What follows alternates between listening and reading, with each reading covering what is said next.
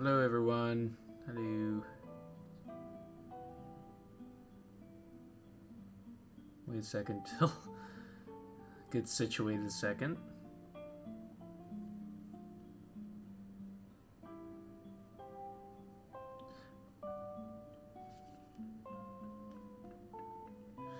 All right, everyone. I think that's enough time.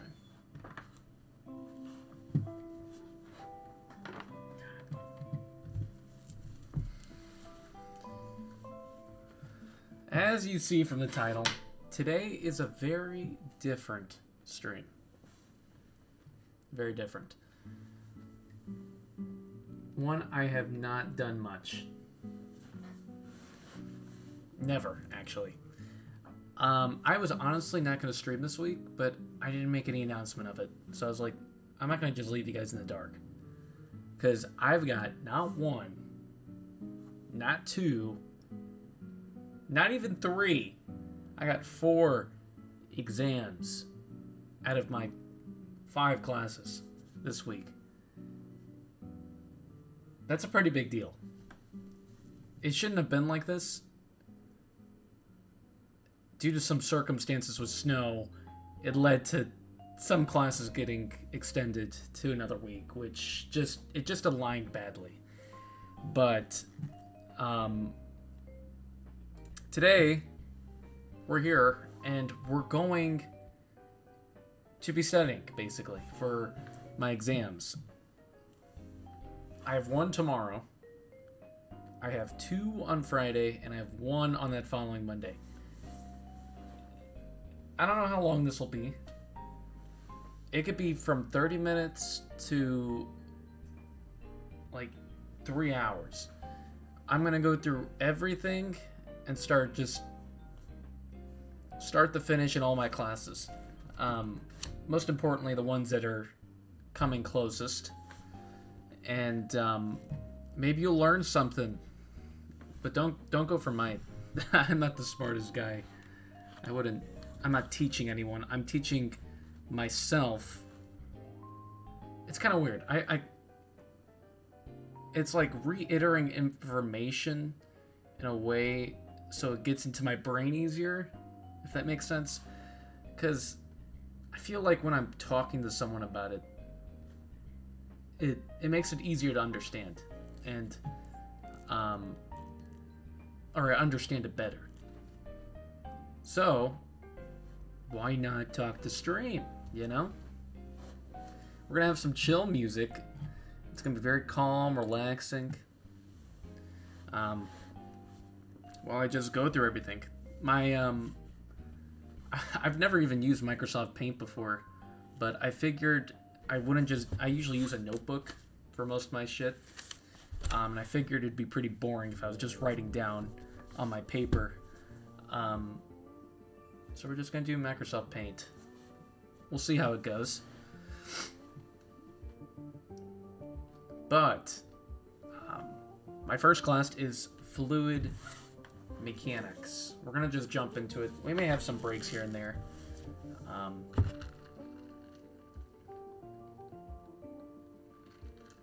If no one comes in, honestly, I wouldn't blame you. This shit is boring. Especially if you don't want to go into this field. But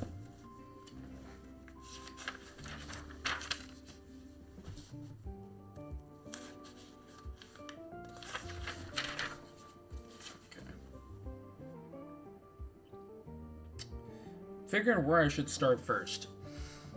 But I'll move this book over here for now. In a gist, there's kind of a few types of problems that I know are going to be on there. It's going to be the first few chapters. I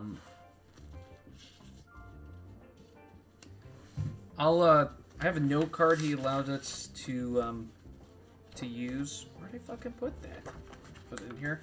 There it is. Hey, Jay. How you doing? I'm studying for some exams. I got 4 of them. 4. You can come and maybe you'll learn something, you know? I don't know if you'll find this stuff interesting. This is like This is college level stuff, but it's kind of interesting, you know. I may play little games after I finish studying, but for now, we're gonna be doing some fluid mechanics. I know, sounds confusing. I think the thing about engineering is that everyone loves using confusing like stuff, confusing notation, confusing everything, to make it seem so overwhelming. But honestly, it's really just simplistic stuff. I don't know. Like, it doesn't take hard to master. That's what I'm saying. I mean, sure, that's me saying that. It's probably different for different people. But they like to just put confusing lettering and mumbo jumbo words to make it sound fancy, you know? But let's just jump right into this. So there's four types of problems that I know are going to be on the exam. There's going to be only 5 problems on it, but let's start from the basics. Let's say we have a tube. I'm not sure how this is going to go. I've never used Microsoft Paint for drawing. Okay, say we got a tube. Oh, wait. Say we got a tube. We'll call this A.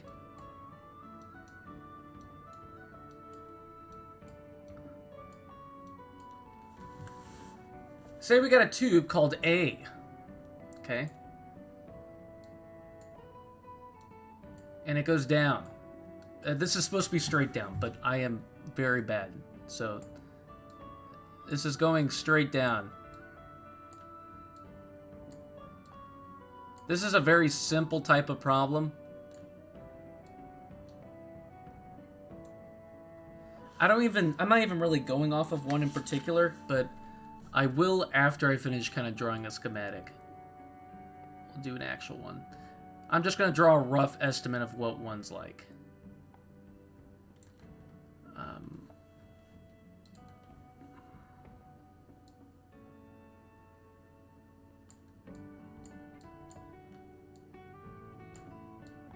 Okay. Say this one's called B. This is all water. And from here to here, we'll call this maybe like 3 inches.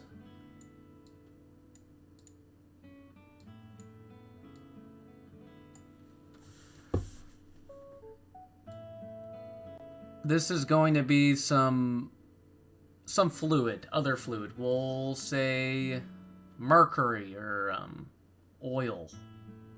Oil tends to like to float up on top of water. So we'll maybe say it's oil. I don't know if don't go off anything I'm saying is completely correct, because I am studying this, because I'm not a teacher, right? So probably some engineering graduate's gonna come in here and be like, what? You're completely off. What's an SG of oil?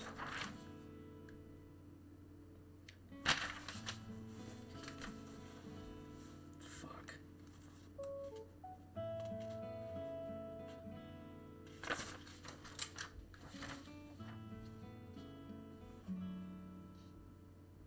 $13.45. Let's say it's 13.45.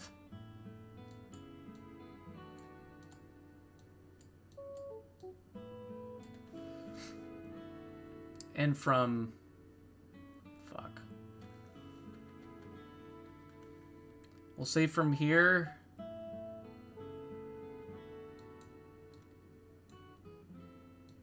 From this point down to right... Fuck. Where would it be? Would it be right here? Right here. is 6 inches.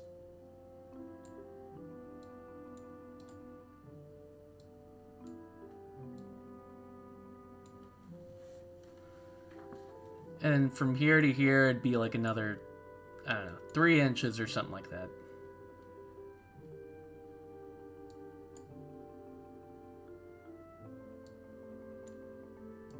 Ugh, God, that's a terrible 3.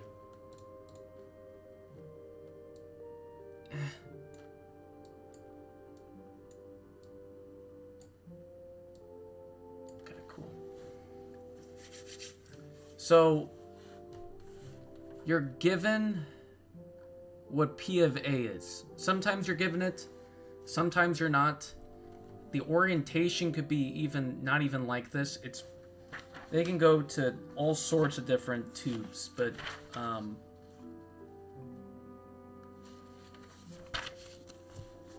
we'll go through one of my problems after this, but this is kind of a gist of it, okay? There's this formula.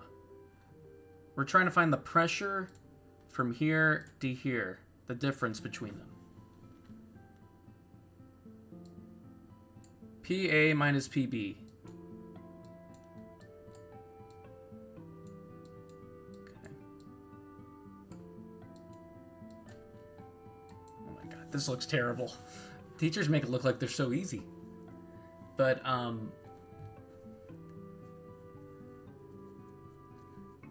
there's probably a lot of terminology you're not going to know.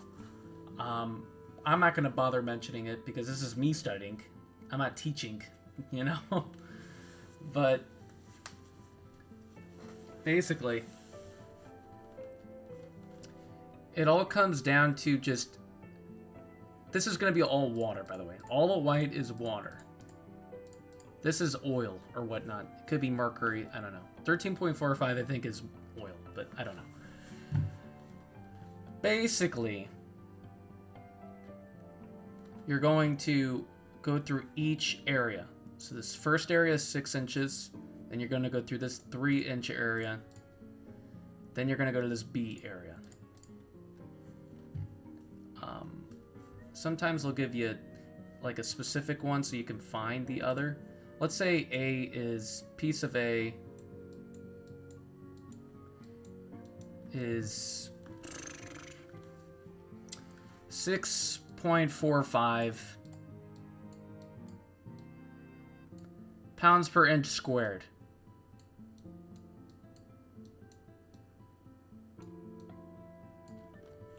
We'd have to convert it to pounds per foot squared. If we are to, you know, use it in this formula. But, so that would equal 6.45 times 144 inches squared per foot squared.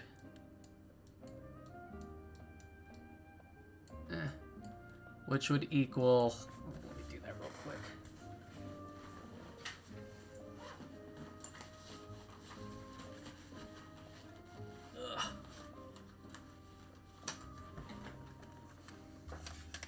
What is 6.45 times 144? 928. 928.8.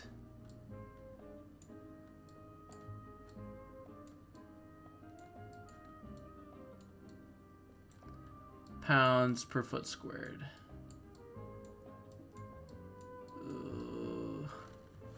Pounds per foot squared. So you would replace, getting a little ahead of myself, but put in PA there. But you would basically be doing all the piece of A's minus the piece of B. So where A starts or ends and where B starts always seems to get me, though. I can never know. I think in this situation, B would just start right here. But you never know. I don't know. but that would be the... Is it... I don't know the exact wording. I think it's specific weight.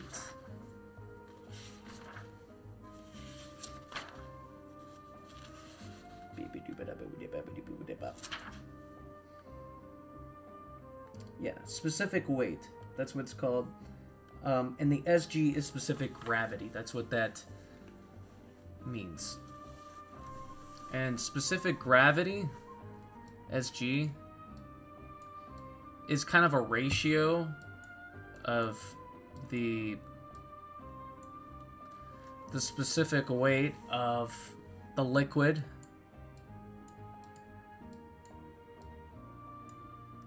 divided by the specific weight of water.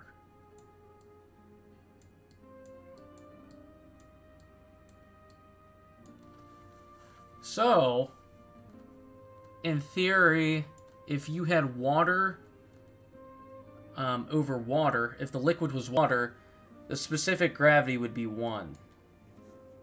But we're not dealing with water. We have oil. 13.45 is the specific gravity of it. So, you'd plug in 13.45. Oh my god, this is so fucking hard. I wish I could just touch screen and do it, but...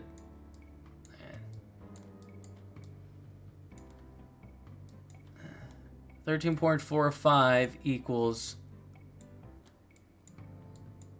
I put liquid, but it could just be any fluid.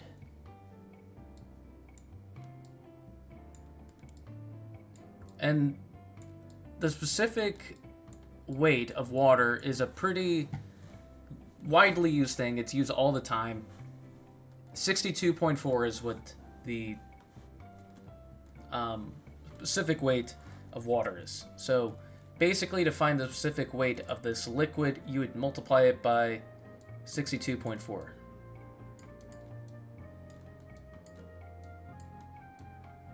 I'm just going to put SG. Which would give you... it's gamma, if you want to be fancy with it, but it's just that symbol. Little... like a... what does it kind of look like? Kind of like a little fish swimming down, I guess? I don't know. That would equal 13.45 times 64... oh, 62.4. That gets you 839.28.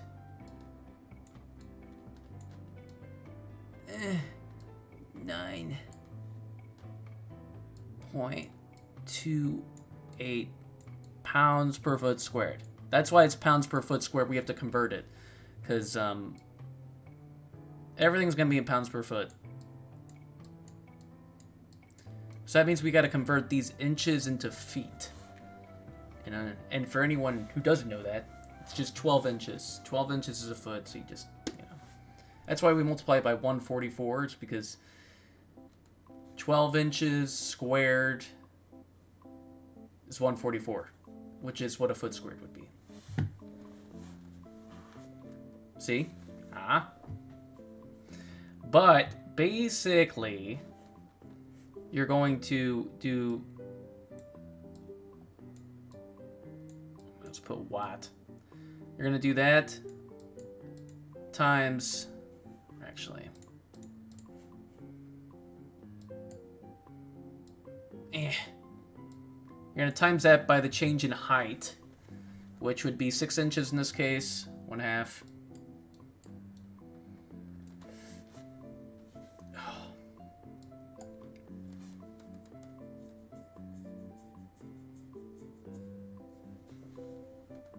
And then you would add it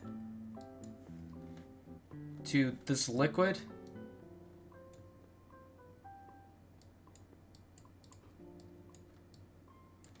The change in the height, which would be 1/4 in this case.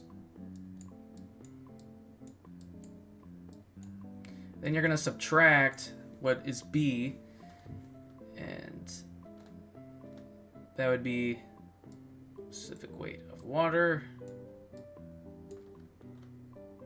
Okay, you can still see it. Specific weight of water times 1/4. I don't even know if this will come out right. Will it? Hope. Okay.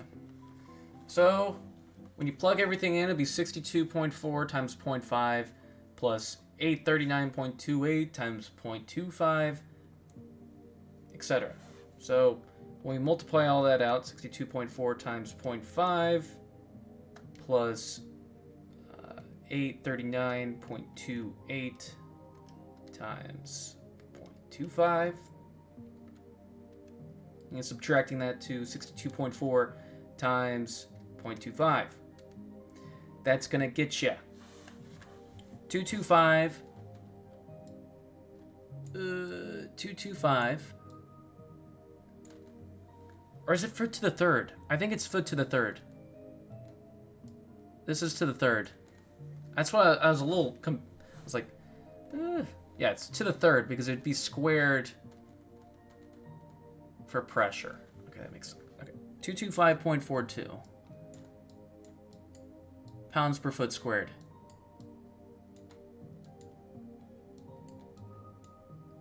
I think you get the gist from here. If you know some linear algebra, you're gonna know that you are going to subtract that and then divide by -1, which will get you PB. And you'll need to convert that back to PSI, or otherwise known as pounds per inch squared. 225.42 though, subtracted by 928.8, divided by -1. It's going to get you 703.38.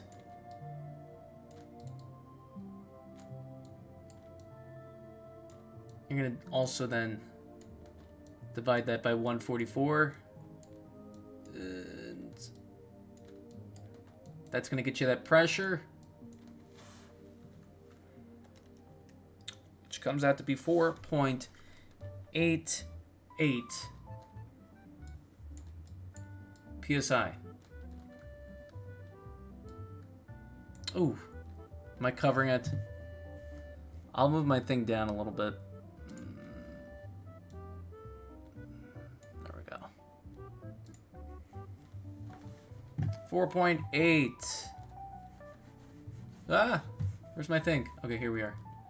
4.88 PSI. Most people use PSI A or PSI something. I'm just gonna put PSI. And there you go. This is kind of like a basic question.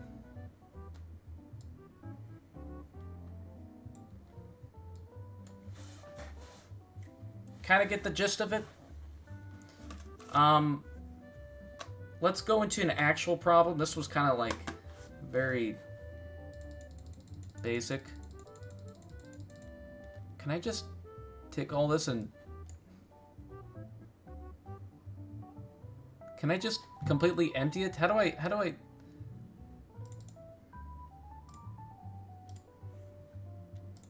we're gonna just do a new one. Okay, let's get into an actual problem.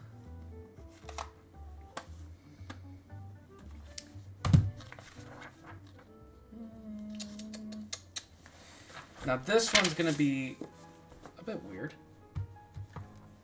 It's gonna be a bit different than what I was just talking about, but I'll explain it when we get there. It's mostly the same gist, so we're gonna have a tube A, and it's gonna go up a certain amount.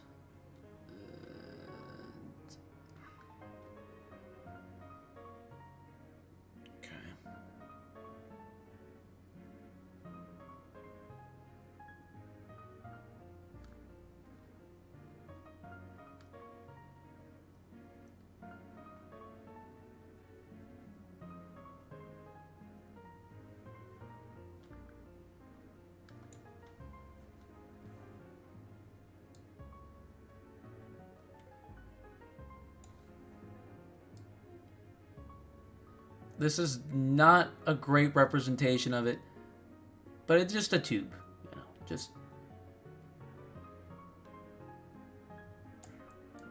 We got our 2 points, A and B, again.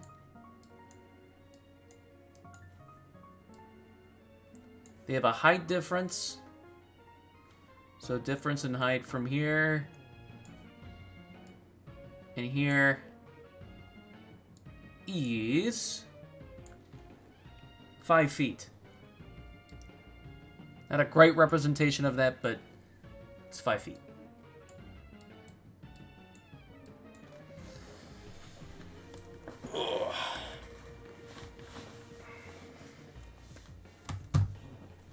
Okay.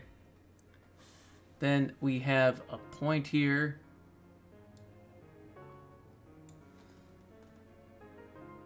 A prime.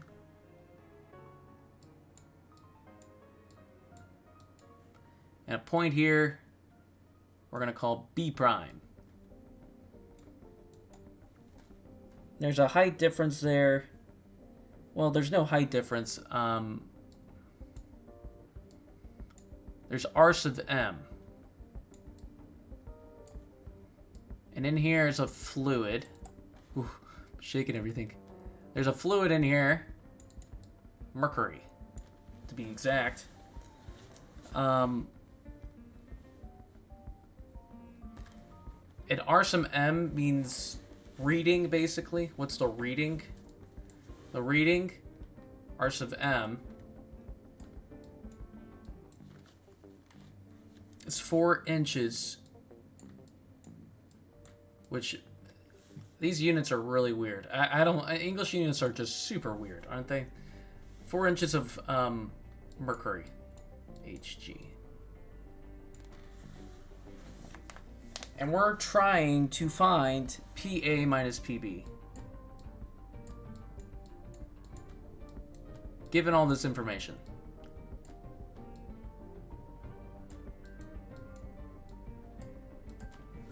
What is it? Let's find out. Basically, what we're going to do with this is just divide it by 12. I think it's going to convert it basically to feet. So, divide it by 12 to get it in feet. It's going to get you 1/3. I don't know what exactly the units are. Would it just be feet mercury, I guess? Or I don't fucking know. Just 1/3. Basically,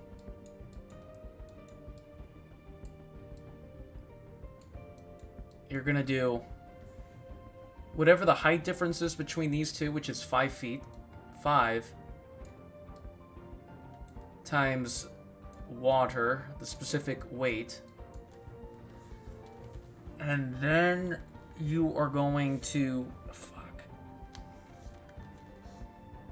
add this reading, 1/3. Does it give the SG? Times the SG of mercury. 13.56. I think that was mercury then, the other one. SG.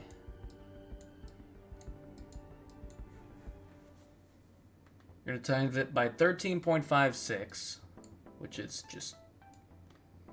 Oh, fuck. SG times water. And then you're going to subtract it to the,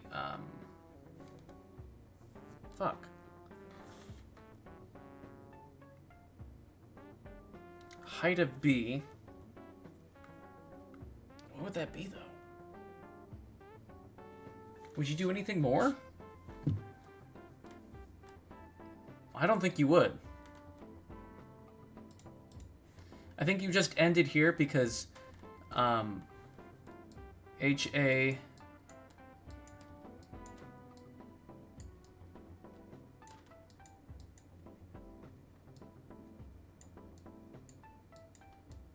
equals 5 feet.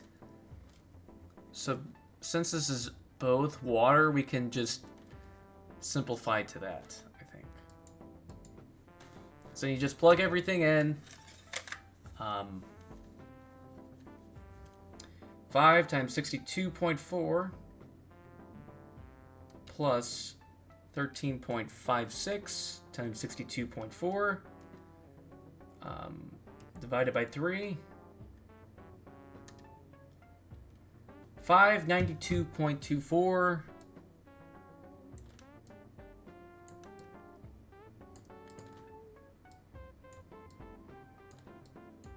divided by 144. I'm gonna lurk. Hey, you want to learn something? How about knowledge? How about I give you some knowledge, huh, senior? I gotta study for 4 exams this week. 4! 4! I don't know how I'm gonna do it. So we're not streaming games today, goddammit.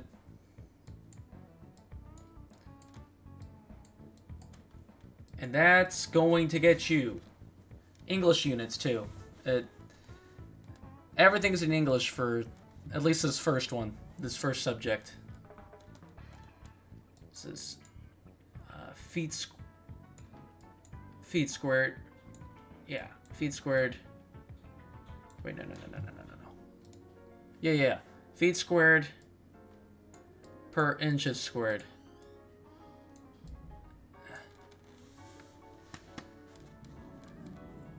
And that's gonna get you.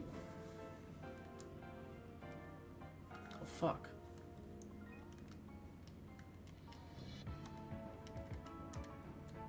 .11 pounds per inch squared.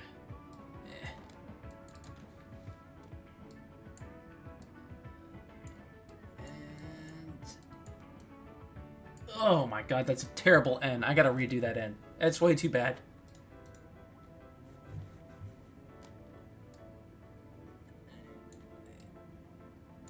My handwriting's way better. Alright, so that's going to get you PA minus PB, which is exactly what we want. Let me see if I got it right.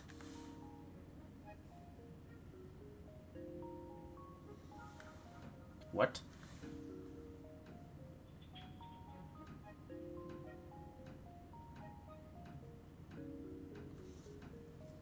I think I did a wrong calculation.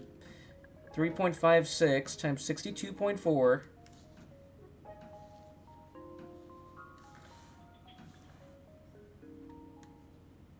times 4 divided by 12.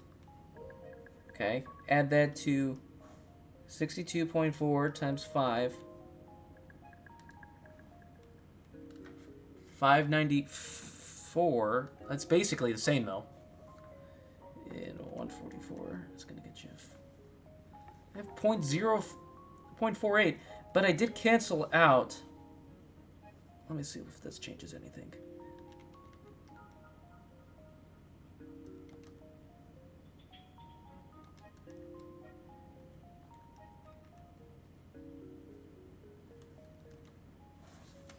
I think this is wrong.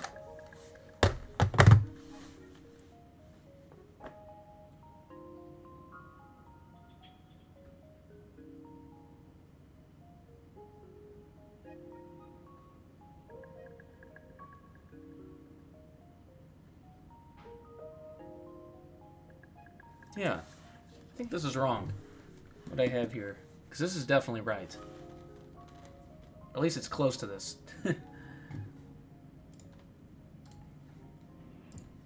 I think it is. Let's do...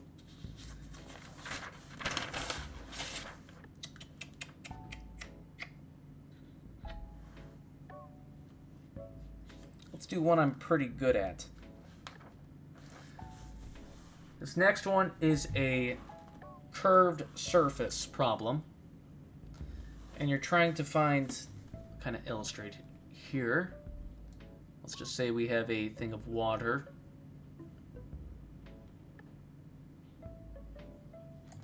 And say the water kind of like right here. This right here is a symbol for like water, basically. This is water.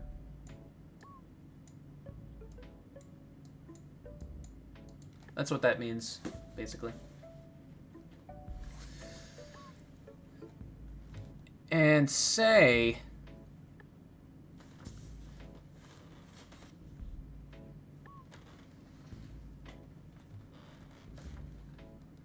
we have two sections here.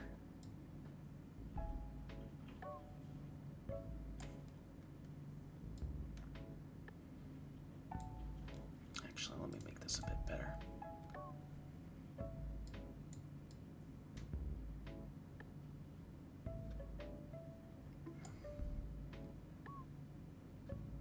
This is, right here is kind of like a quarter circle.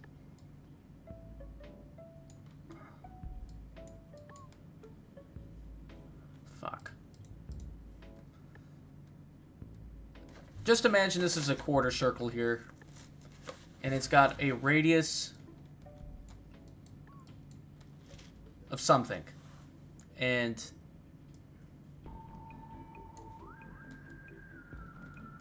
in this, we have a point C, y sub c, the centroid of this, which has a weight going down.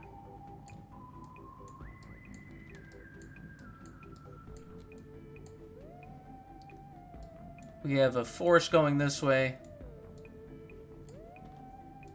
Call that force of x.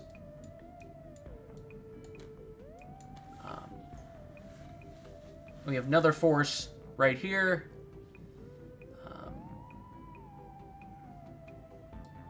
It's not exactly where the weight is. It's basically the midpoint of this. This is more, I'd say, shifted a bit this way for it being, like, completely correct. But this is just a schematic.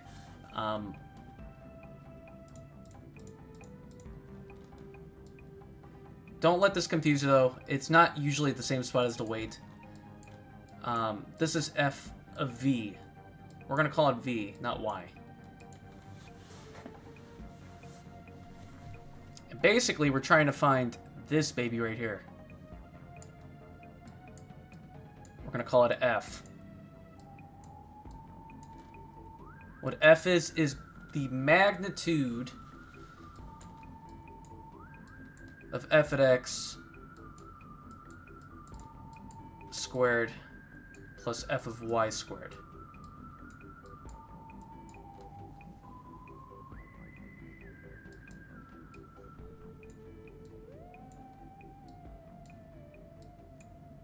Okay. And you're usually giving some data here, like say this is A, you're given a length here. You're given another length here.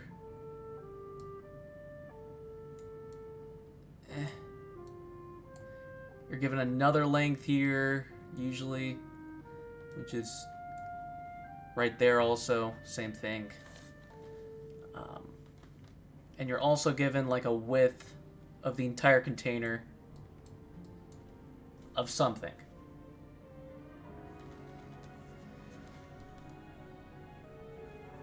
And from this, you're supposed to find what F is and what theta is. And also, in some cases, find what X of C is in the Y direction.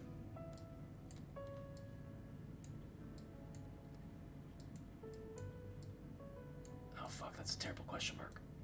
Fuck. And what X of C... Wait.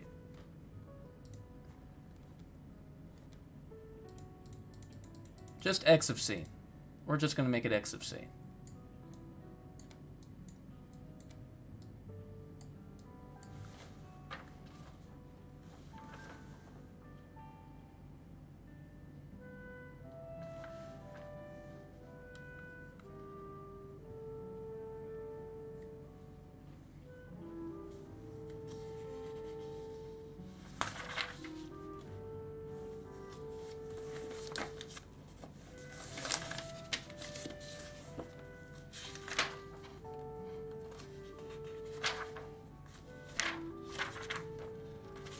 Trying to find a good problem.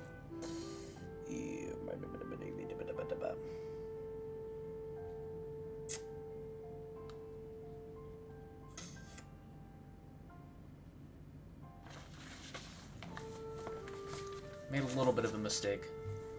Usually there's also...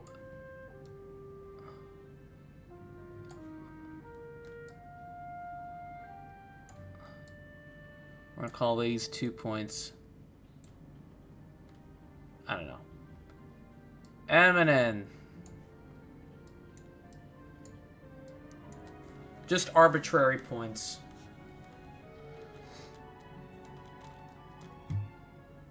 So now, really, you just place values in. Theta, also I should probably put that. Theta usually equals tangent to negative first.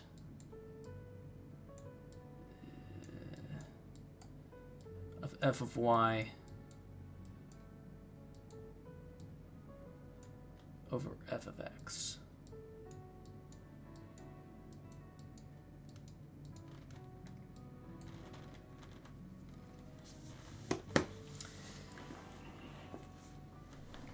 And basically, all you're doing is doing summations of each one. Like f of y is equal to w plus f of v. You're doing just summations of each one.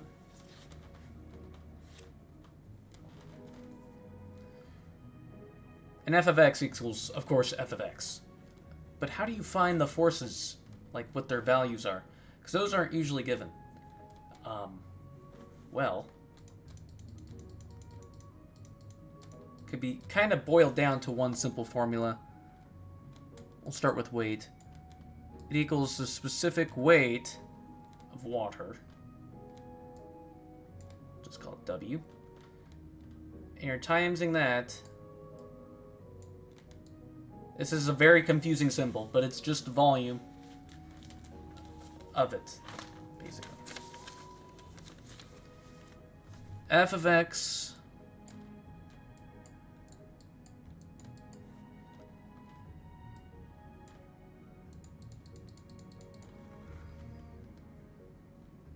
I'm going to add a new symbol.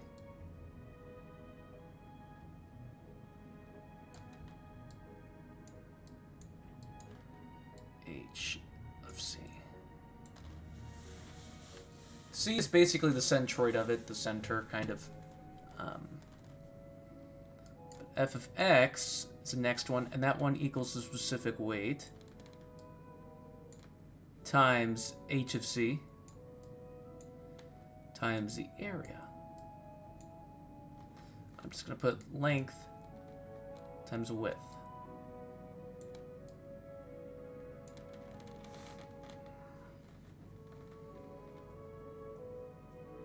Which is basically the same thing as this. But the thing that's different is that it's H of C, so you gotta clarify that. And F of V is the same thing as... basically the same as F of W. Or, I mean, W. But W's in this section. Take that out. It's in this section. And then F of V is this section. So you're basically finding the volume of this section for F of V. And you're finding the volume for this section for W. This is going to come out to be like 62.4 times pi over 4 times radius squared times the width. Ugh. And this is going to be 62.4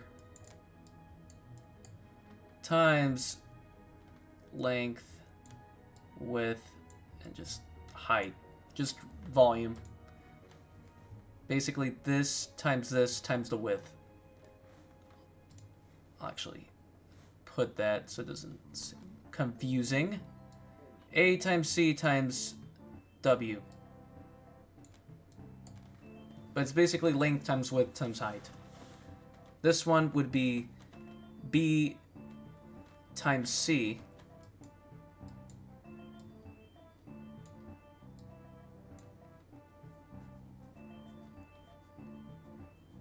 times H, what would it be?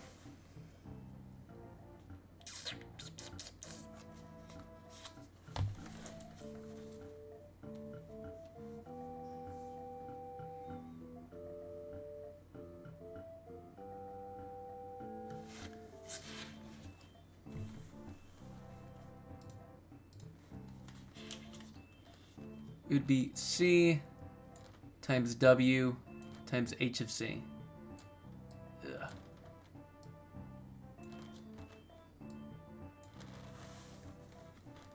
Whatever that is.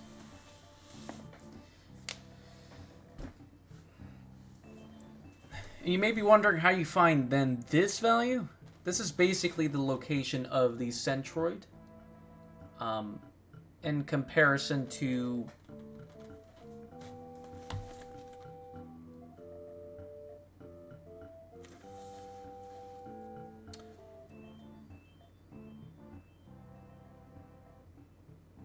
well, actually,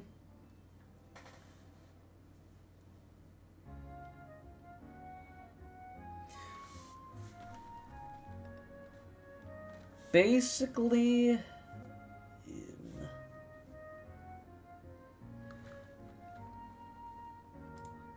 fuck. I'm gonna put x of y, but it basically tells you how much it is to the right of C. So this is where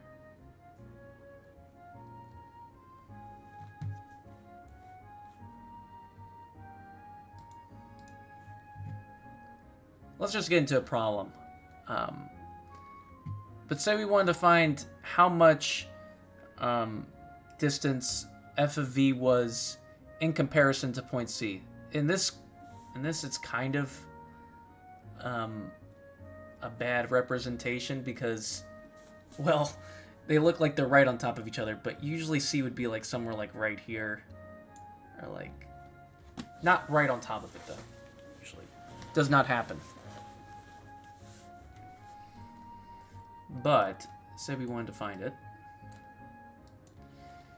First, you need to find where the weight is,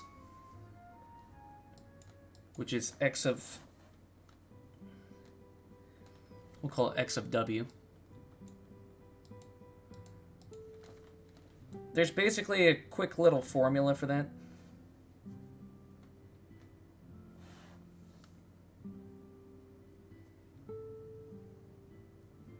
And it's just, oh fuck, is it 4r over 3 pi. That's going to tell you wherever the weight is.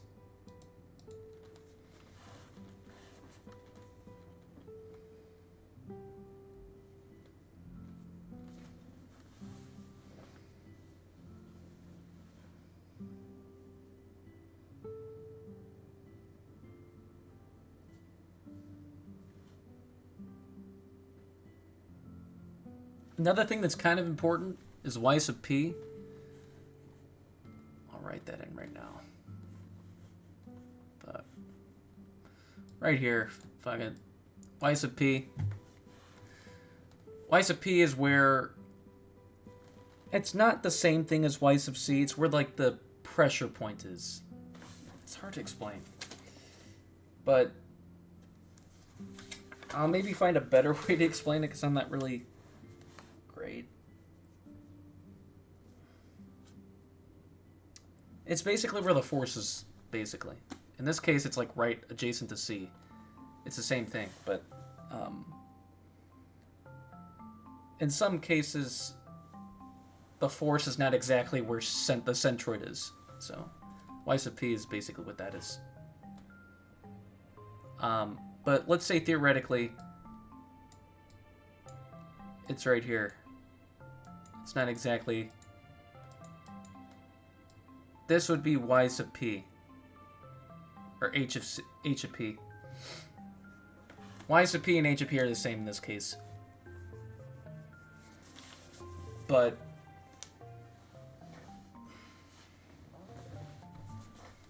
you kind of crack it down to a simple formula. I say simple, but...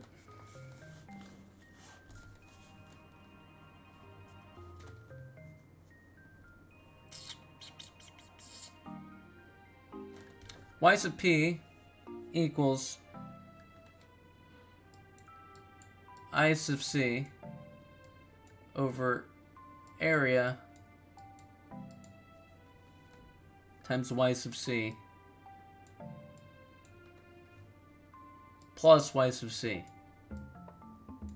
Y sub c is basically what h of c was, which was whatever a plus b over 2 is. So...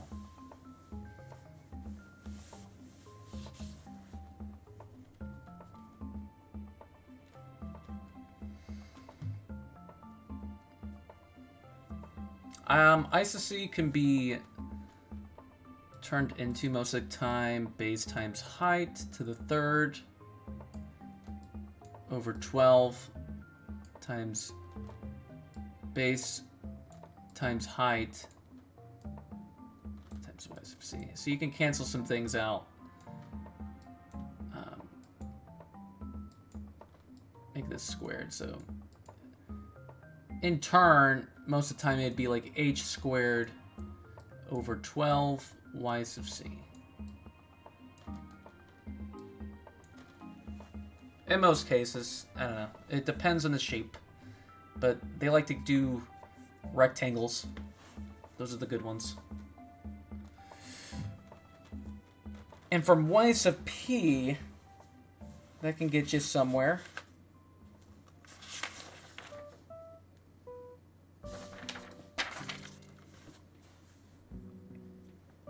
Usually questions ask for y sub p. I don't think it really...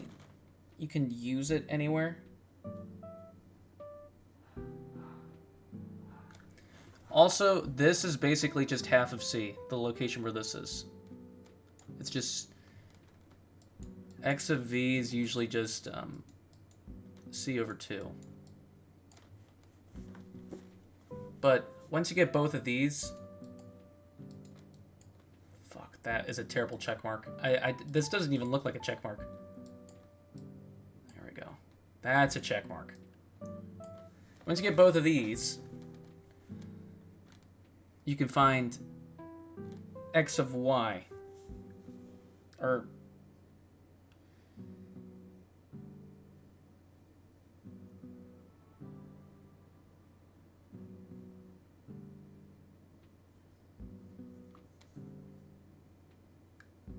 I think it would just be x of y. I don't know. Basically, you're doing the moment at C.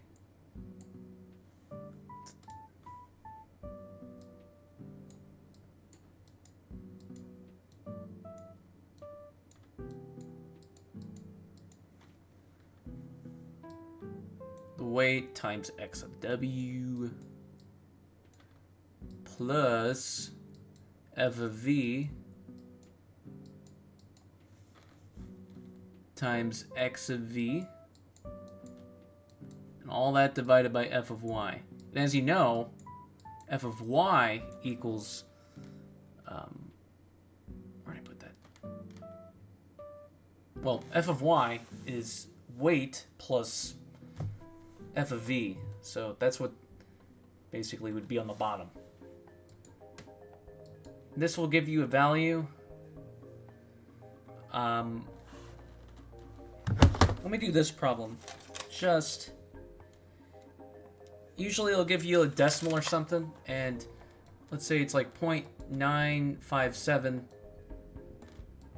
feet, which this would be technically to the right of C.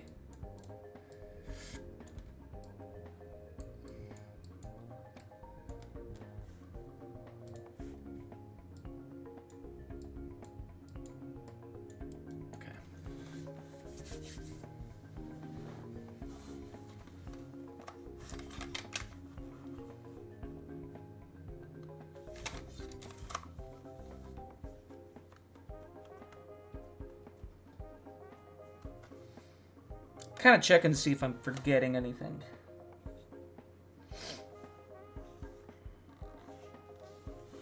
Look at a different problem.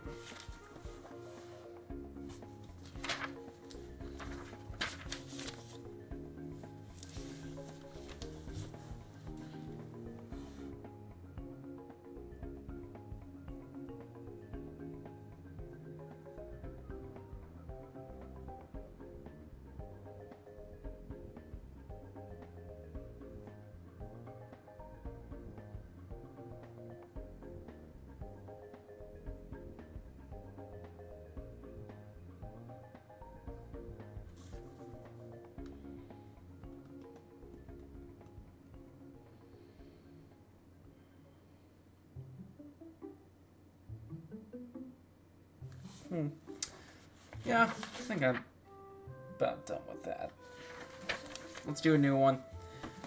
So it's that type of problem. I think the only thing that kind of confuses me is this part. Sometimes it could be kind of tricky. Let's find a new one. Alright, next type of problem. This is the last, well, yeah, this is the last main type of problem. We'll have maybe one or two more after this. Let's say we have a little water source over here.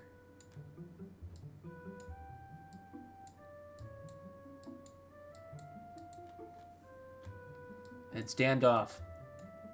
God damn. Woo. Very deep. It's very deep. There's a little gate that's right here.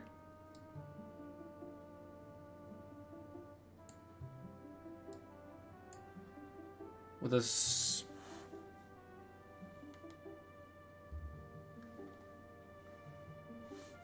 well, let's make it a bit simpler.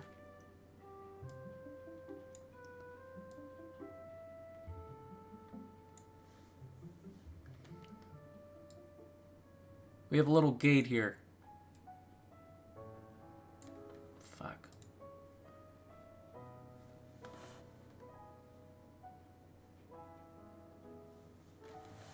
We have a little gate here.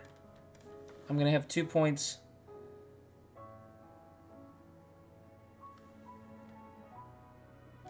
M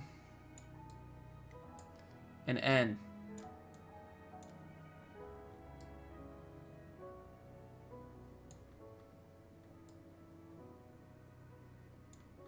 Another water source will be here.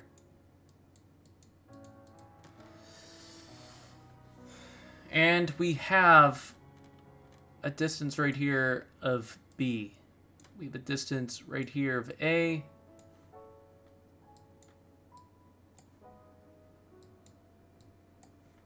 And we have a distance here of C.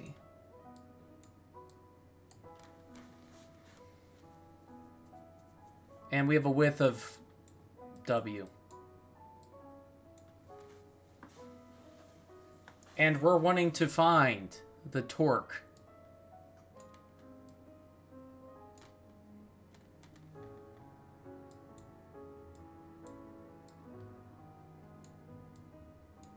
What's the torque, you may ask? Well, it's none of your business, but we're going to find out. That's basically the gist of this type of problem. You have a little gate, and basically at this gate you have a ton of forces. Ton of forces pressing up against this.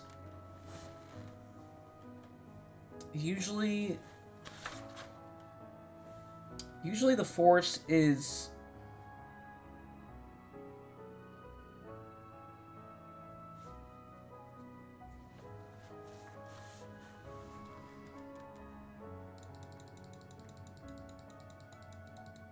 Oh, fuck. I don't want to get rid of this baby. That torque looks actually fucking lit. That's like the best torque I've ever made. Here, we'll use the eraser. I'm gonna go back with my original drawing. I think that gate looks more appealing to the eye. Okay. Oh fuck, no.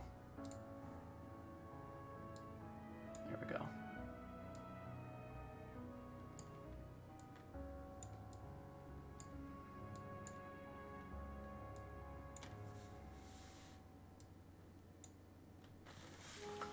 Okay, so we have a gate here, and then we're trying to find a torque. We're given width of this, A and C.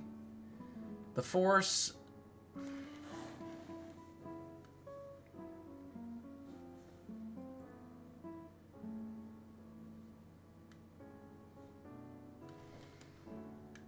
So I think it's good to note that we have a point of C here. Point of C. Call it like C1 and C2. Vice of C.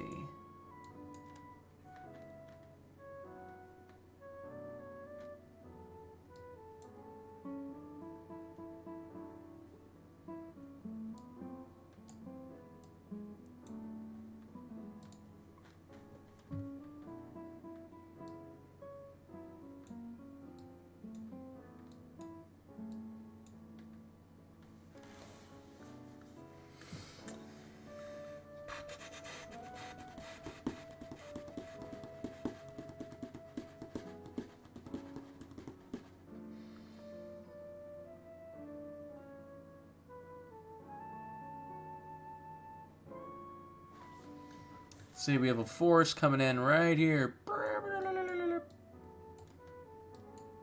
It's kind of a distributed force, but call it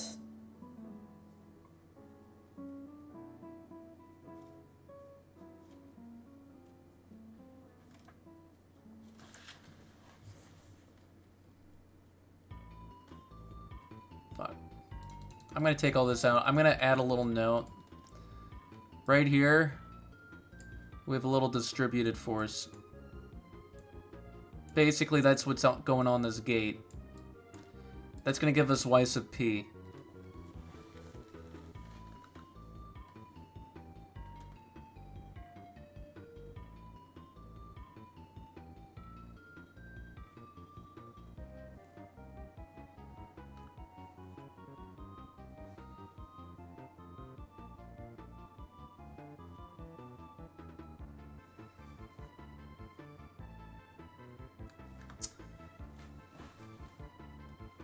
I should also note that this water is a bit lower.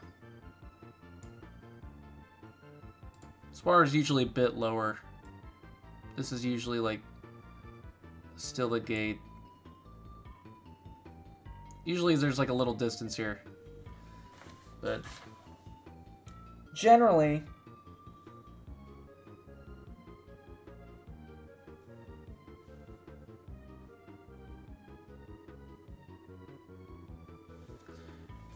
you're trying to find h of c,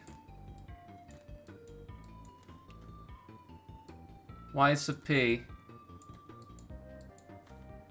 f of r, and f of l.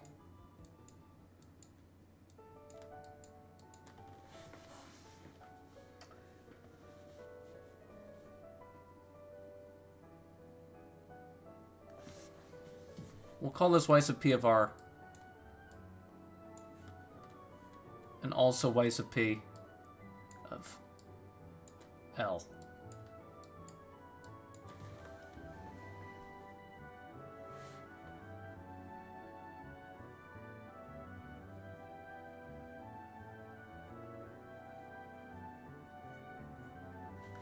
And from all this data, you'll be able to find the torque. So HSC is basically just, I think it's this C it's referring to, but C1 is just C plus B plus A over 2.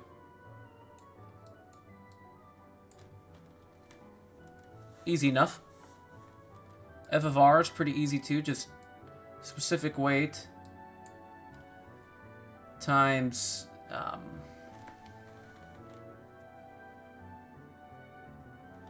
just H of C.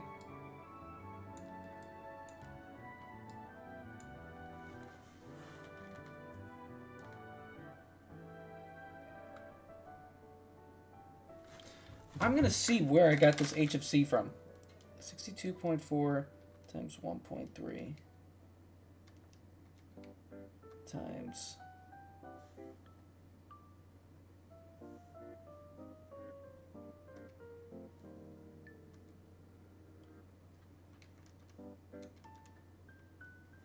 4.6.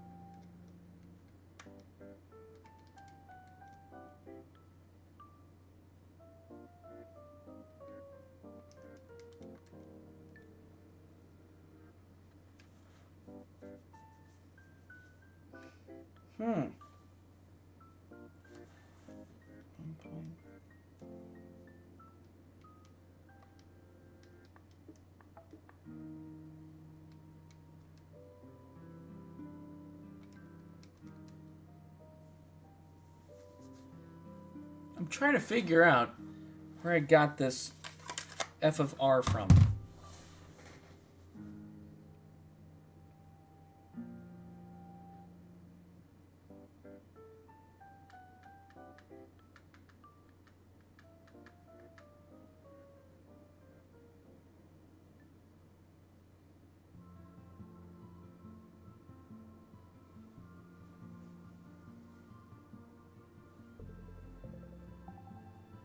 Well, I'll go through the information I do know. H of C of L, this would be H of C of L, basically. Instead of 1. From that, you can find that force.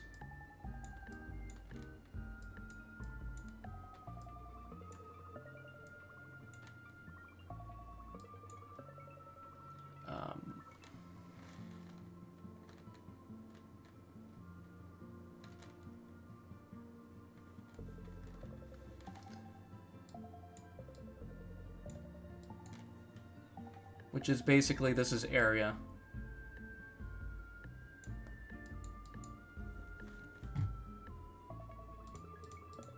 That's area. This will give you a value.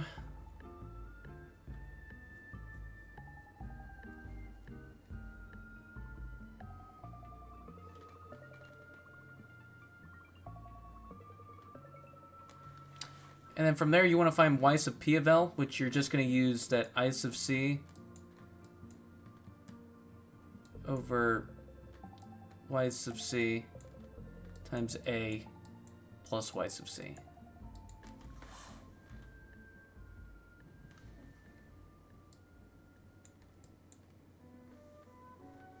Which is h of c. H of c, y sub c.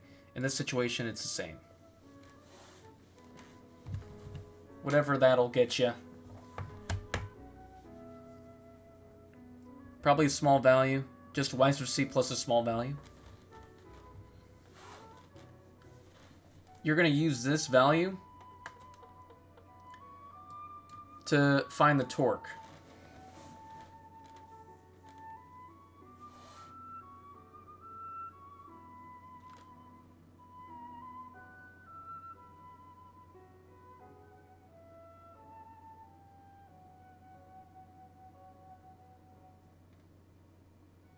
So how you're going to do this, you're going to do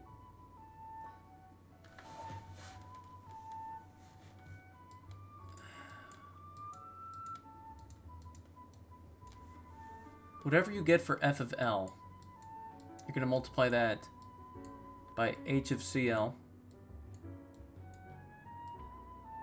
You're going to times that by y sub PL. You're also going to multiply that by... I think this is just a plus b plus c. All of this, the height of all this. I'm going to just call it h of t, total height.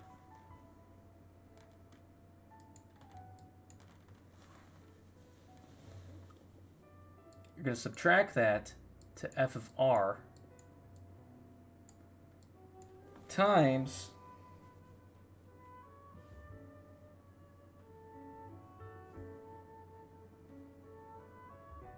2 minus 1 point, well, c minus y sub c of r. Y sub p of r.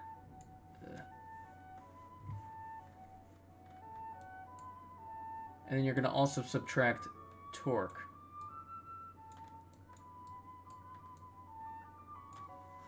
And from there you find it.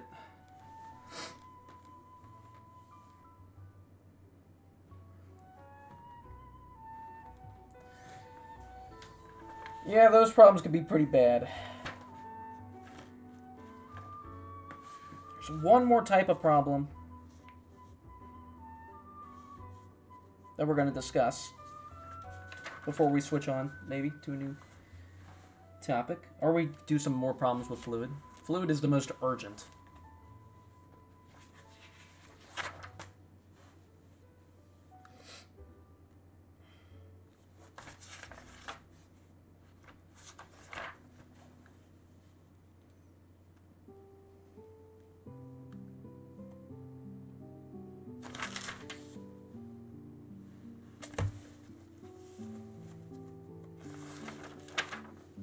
Actually, I don't know. Let's do a buoyancy problem. Let's do a buoyancy problem. Okay. Basically, this is a pretty quick topic, but buoyancy...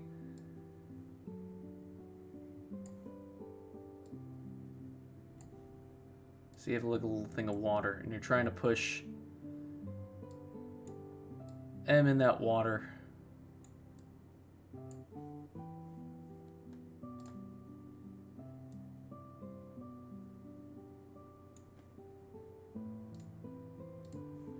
You're trying to push M in that water with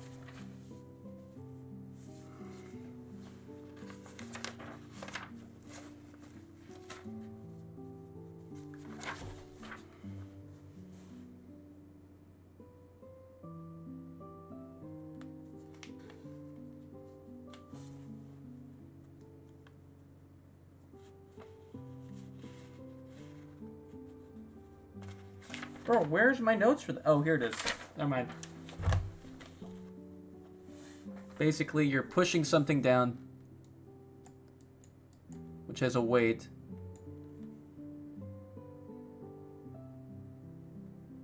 and has a volume that encompasses this entire thing. So basically, F of B, which is buoyancy, equals weight, which in turn equals of water times the volume. Which...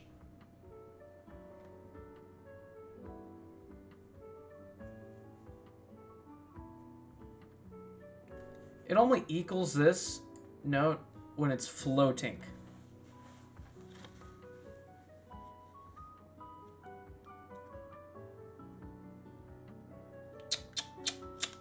Alright.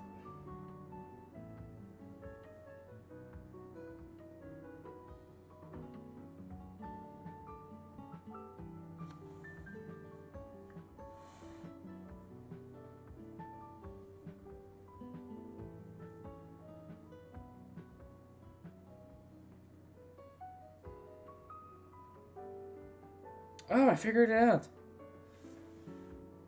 Basically, y sub r from that last one's just whatever c is divided by 2. And you multiply that by the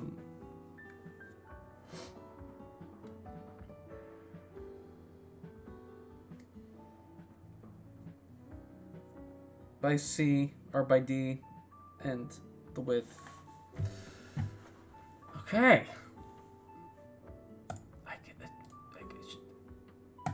Let's do.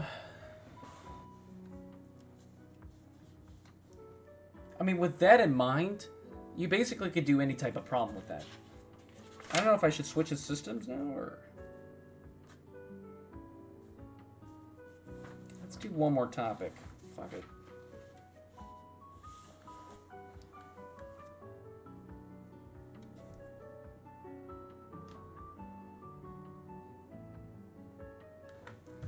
Let's do one of these. So let's say... a little thing of water.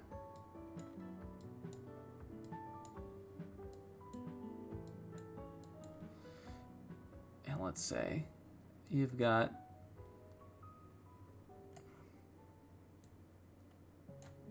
a centroid.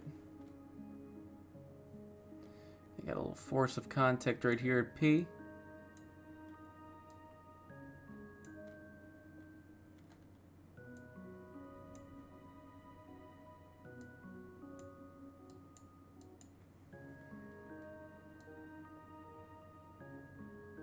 Now this is what I mean when I say that h of P and h of C are not the same sometimes as y sub P and y sub C. Because in a slanted situation, this would be h of P. And this would be h of C.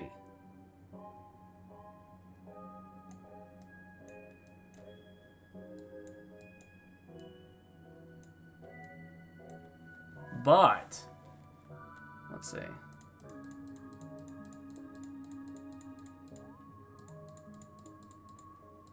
This is, I think, theta.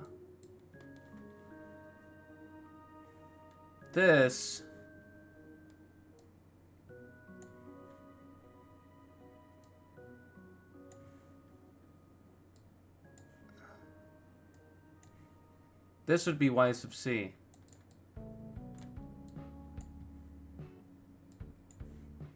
This would be y sub P.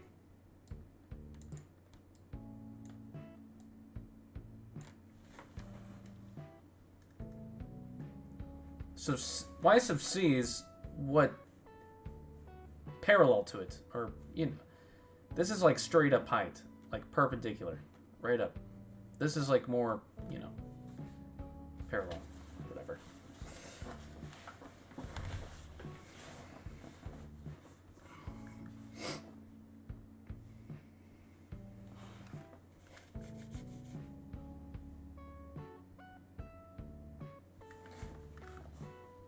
Say we have a point here, point O, and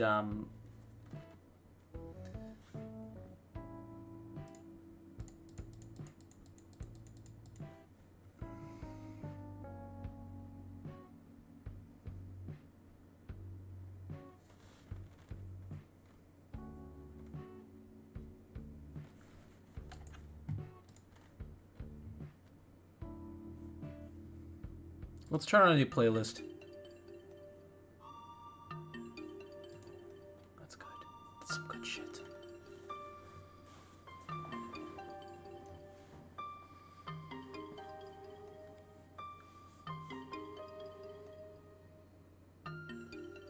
Okay.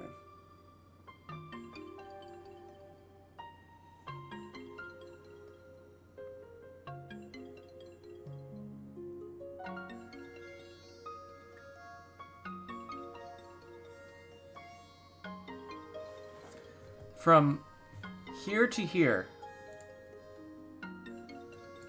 it's 5 feet, let's say. And this is 10. We're wanting to find h of C.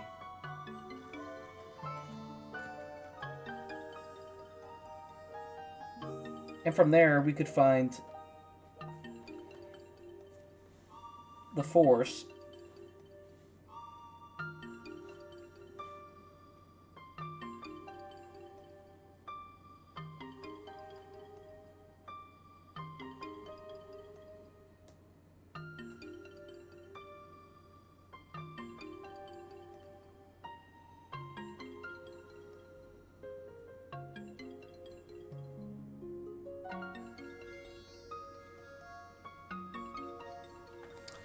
From there, we could find y sub p and y sub c. So basically, in this problem, we're trying to find y sub p, y sub c, f,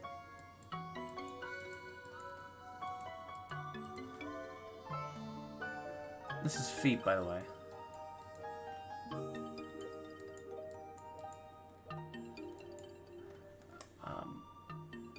and the moment.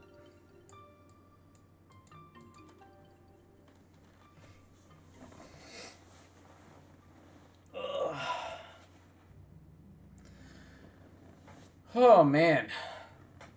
Bro, we're already at an hour and 30. I told you, man, this could go for like 30 minutes or like 3 hours. I got shit on this tomorrow. I don't know how I'm going to do it, man. I don't know.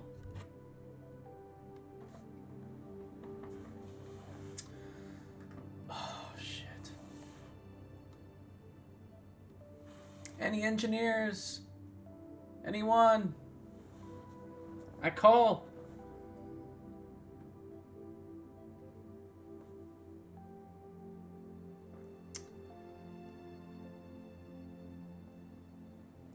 All right. This is going to be theta also. We'll say theta is 30 degrees. And, yeah. Okay. First up, we're just going to do some simple trig. This will be 15.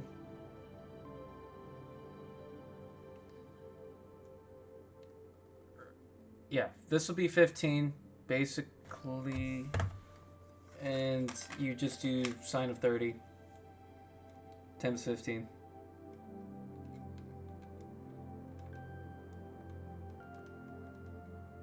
Which will give you 7.5.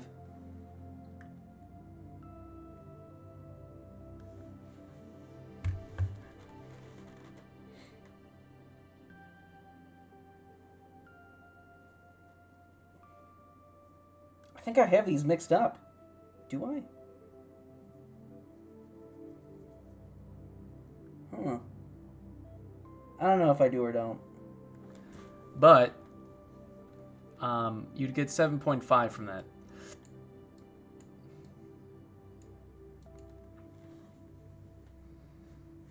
H of C would basically just be 5, which is... Or wait.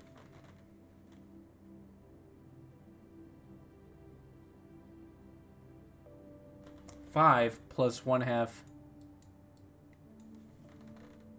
2.5. And 2.5, you can find that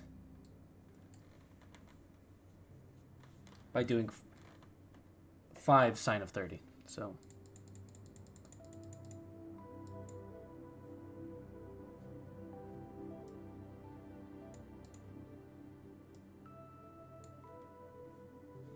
and 10 give you 5.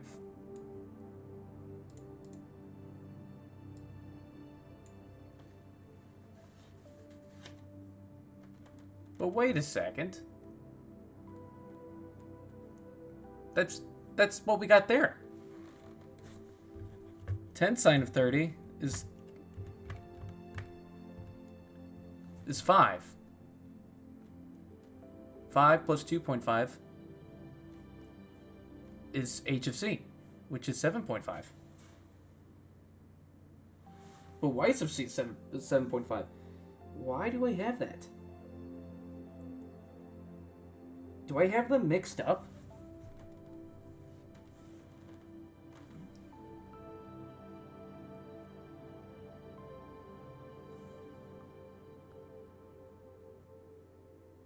Huh.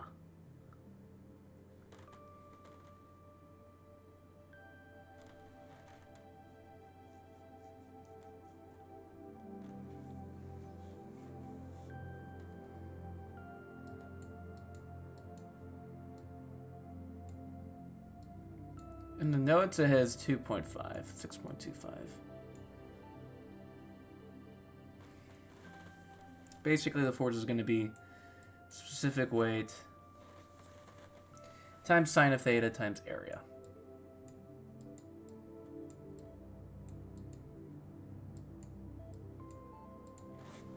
Right?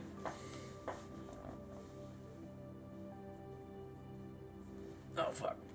Y sub c also. 62.4 times sine of 30.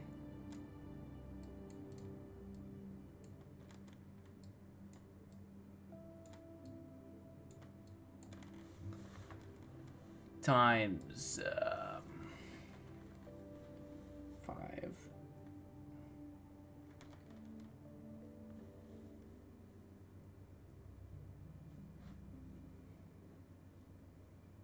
Oh, fuck. This entire thing is 5. Oh, shit. Okay, that would make a lot more sense. This entire thing is 5.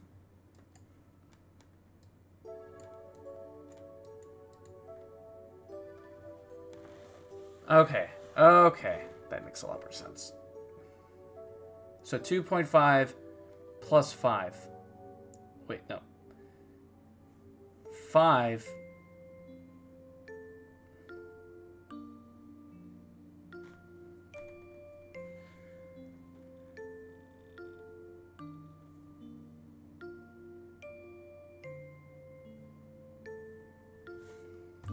Is this 10? Is this 5? Because that'd make a lot more sense. Because if this was 5, this wouldn't be 10, but it would be 2.5. I don't know where the 10's coming from, but this would make a lot more sense.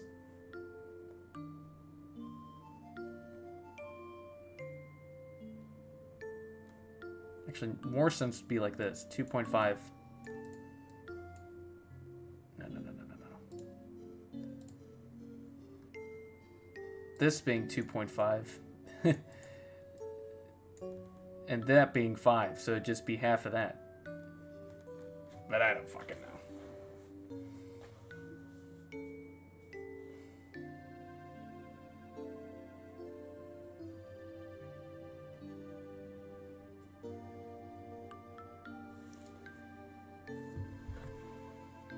So let's do sine of 30 times 6.25. What are you going to get for that?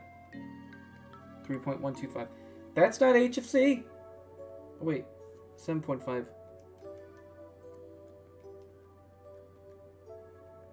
3.75. That's not h of c, though. I think what I have here is wrong. Why am I looking off this?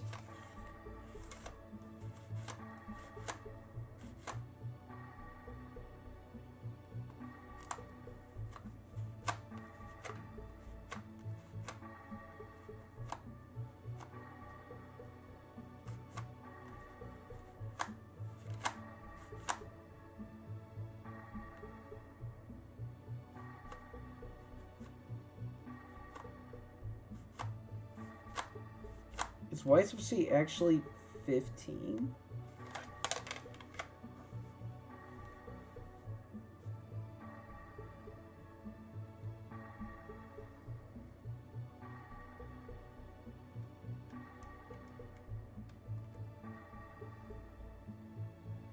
Oh! Fucking doofus. This is 12.5. And this was 10. And this was 5. Oh my gosh. Why'd I have that wrong? That'd make a lot more sense too, because this was 10. This was 5. So that would make it... Okay. Okay. See, slowly at a time. Let's go to new subject. New subject. New me. New subject. I think we got that. Next subject. Let's get some more upbeat music. What was that playlist we had that one time? Last stream. That was actually a good playlist.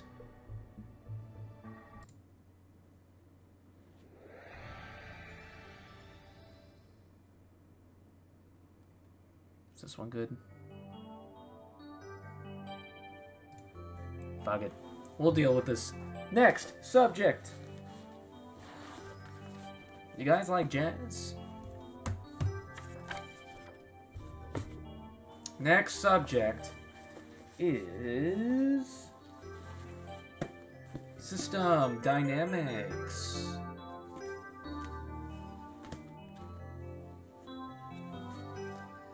I got a test on that for Friday, so we might as well get busy.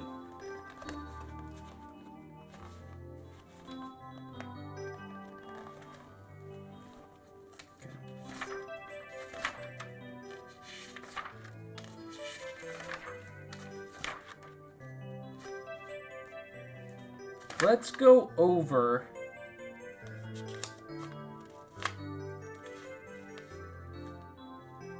the stuff that's immediately confusing to me, because that seems to be a good spot.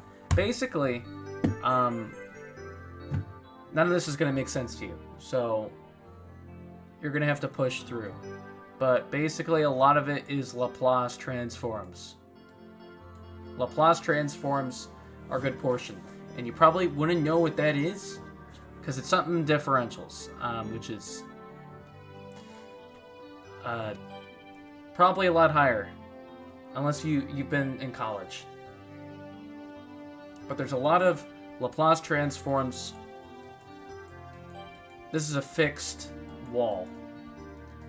And there's these things called springs. It kind of looks like a resistor, but it is a spring. But it has the same mathematical stuff as a resistor. If you've ever taken one of those. And this right here,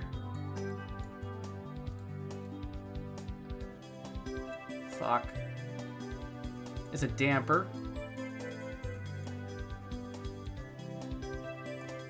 Call this B. That's what we call dampers, and K is what we call springs. It's connected to this minecart. Well, Minecraft minecart. With M. It's got some wheels.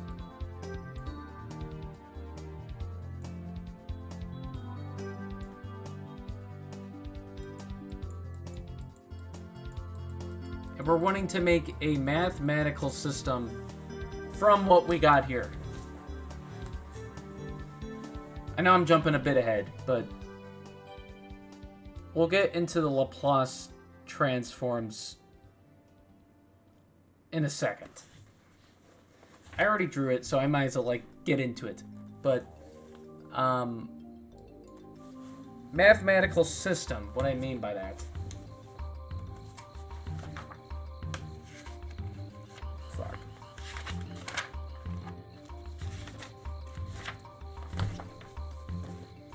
Let's say this is X too. I gotta define the direction.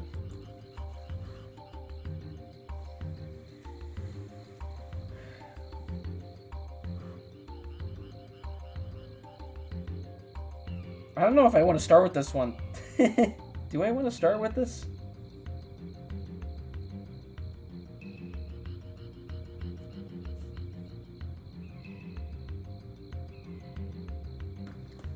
Let's not do that yet. Let's actually start simpler.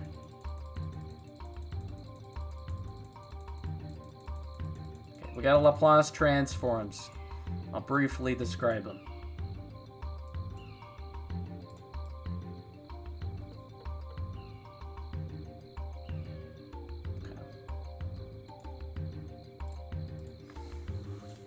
Laplace transforms. They are basically anything in differentials to convert functions.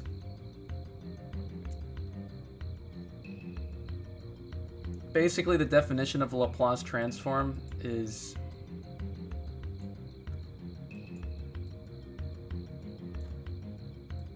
it does look confusing, but trust me, it's not that bad.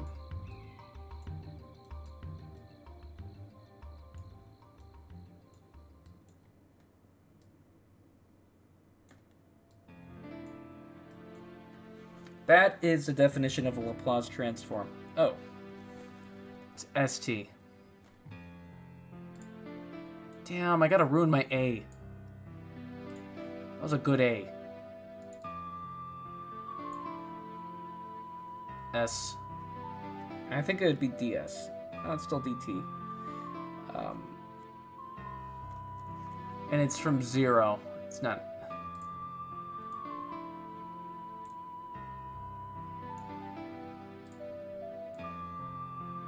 Zero to infinity. That's what the definition of it is.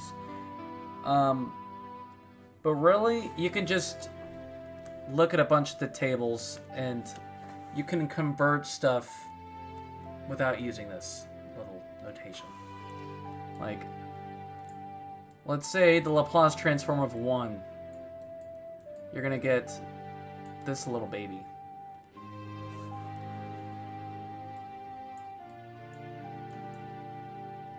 Would that be of S? I got a note card for this shit. Should be looking off that.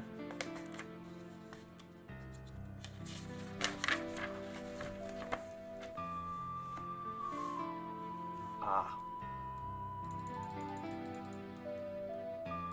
This is an impulse function or repulse function. Or, yeah, impulse function. Basically, this is going to equal 1. And you got a unit function. It could be done in multiple ways, but most of the time it's just drawn as a 1. That's just going to be 1 over S. You're basically converting T to S. S is just a different, system. And say you wanted to multiply it by A, it would just be A. So you want to multiply this by A, it'd be A. Laplace transform of cosine of WT, omega t. You're going to get S over S squared plus omega squared. Cosine of omega t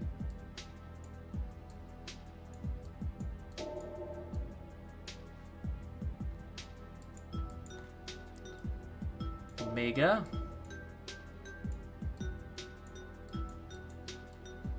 over S squared plus omega squared.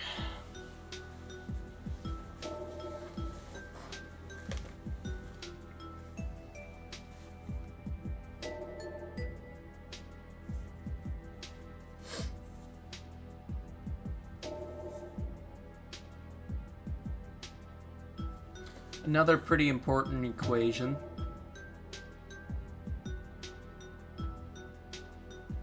I'll just erase it all. Fuck. I'll just use my fingers. Oh, fuck. I did not mean to do that.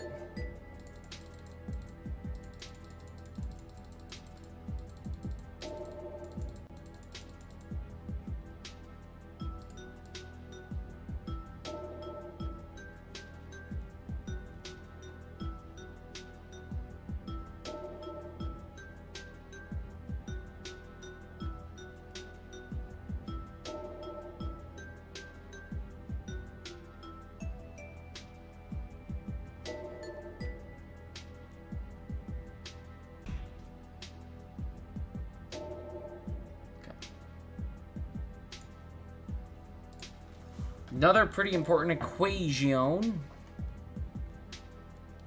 is this.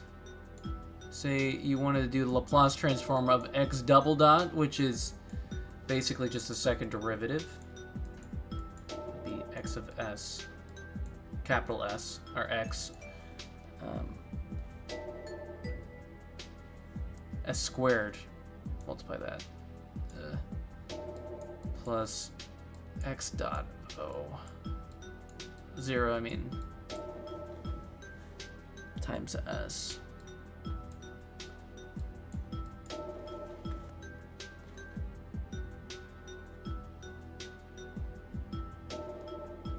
Fuck, it's supposed to be subtracted.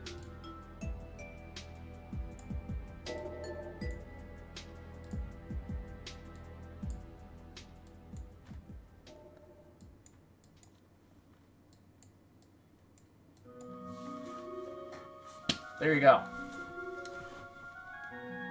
So on and so forth. Let's get into some types of problems. Say,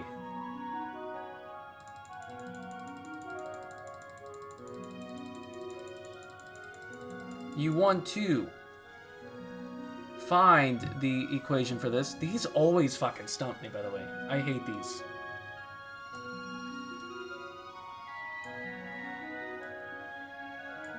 Actually, let's start with.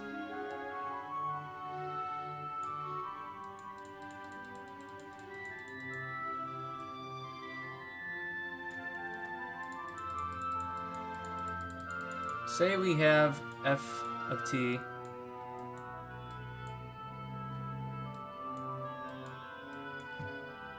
this is t. Yeah.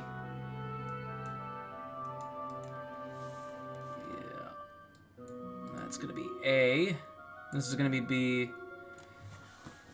And we need to find an equation for this. I fucking hate these. I literally hate these. I literally hate them. This one's a pretty simple example. Fuck. This is a pretty simple example, but they get pretty bad.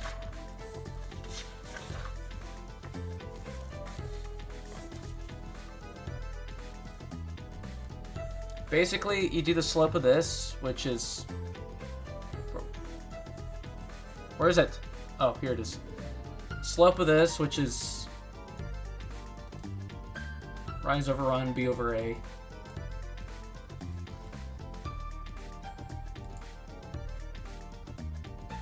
Then you want to multiply it.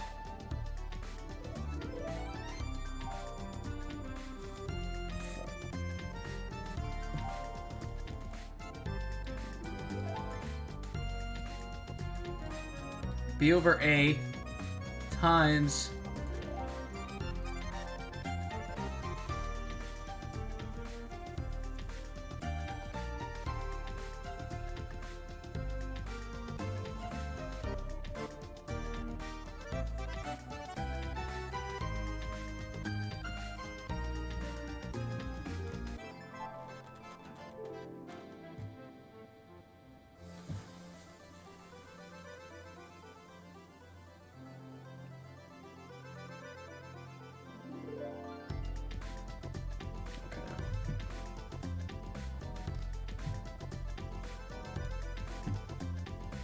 fuck. Okay, b over t minus... Bro, what?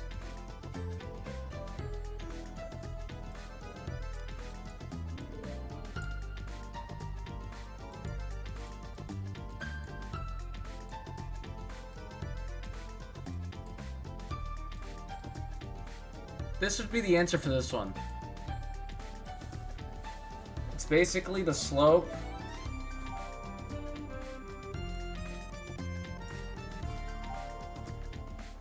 minus that.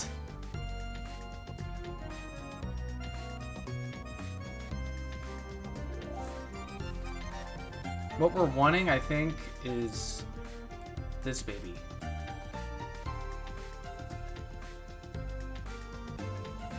We went all that. So I guess we're just subtracting whatever this is out. This is f of 1, this is f of 2.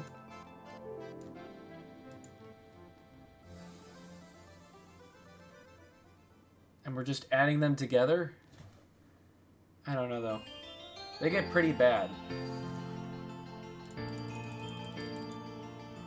Let me show you. Let me show you how bad they can get.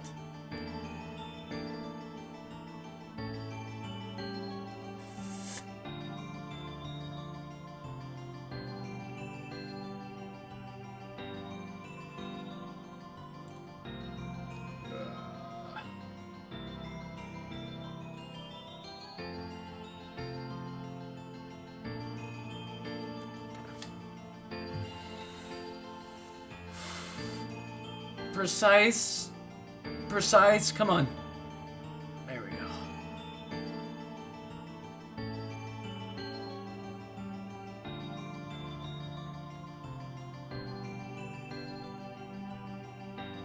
This is one actually for my homework.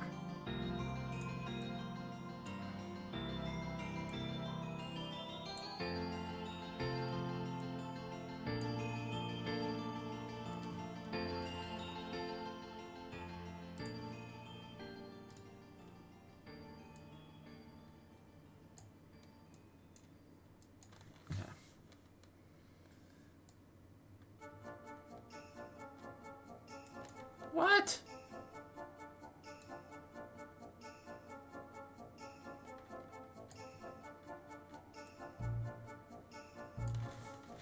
I think that's what it is.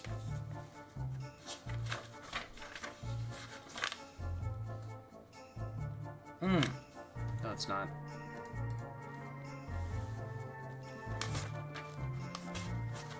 It goes like this.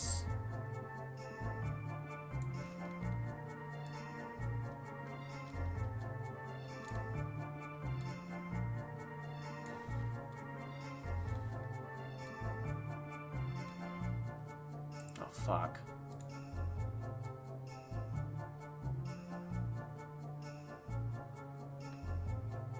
Oh, fucking hell.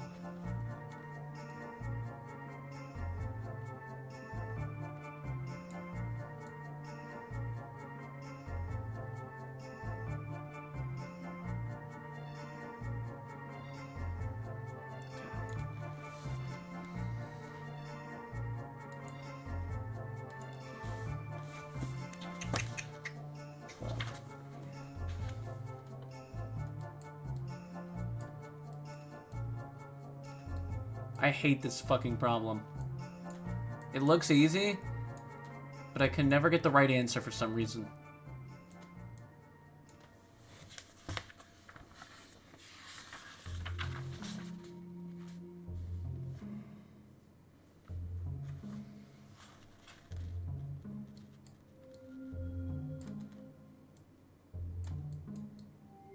We're trying to find the, I don't know what you'd call it, mathematical equation for this.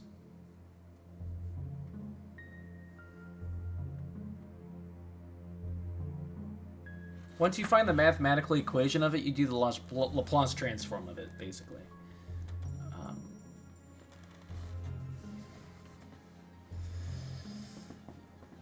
So say we have this. We want to find this one first.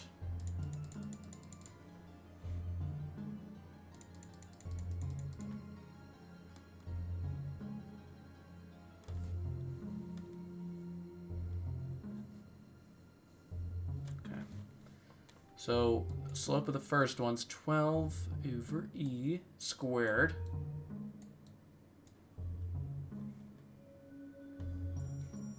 Over this.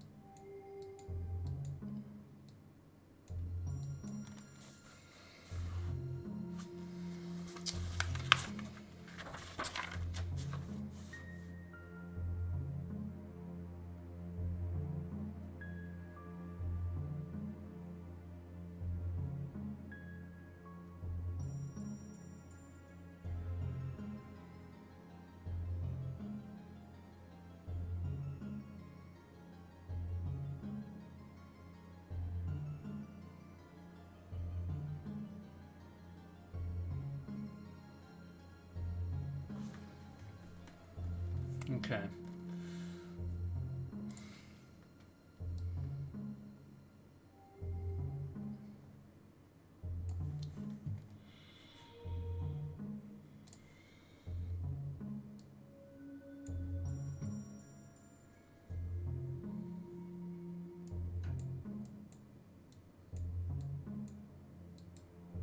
Kind of getting better with this Microsoft brush. That's this first area. Then it goes down 24.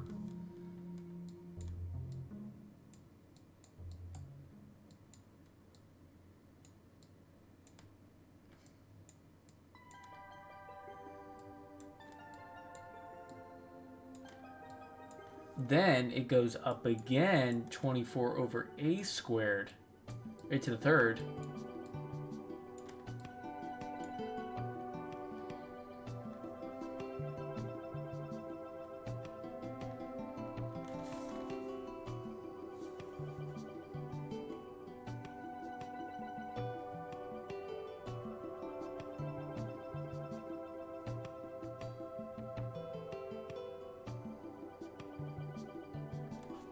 Fuck. This is a over 2. That's what I meant.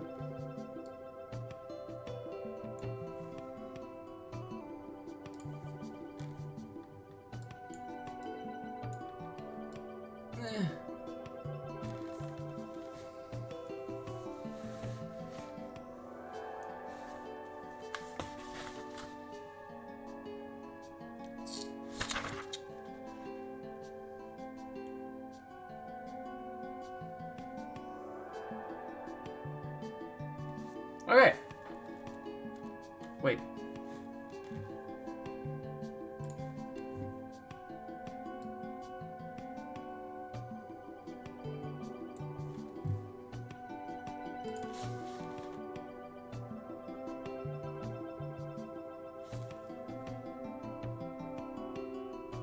Fuck. This was right.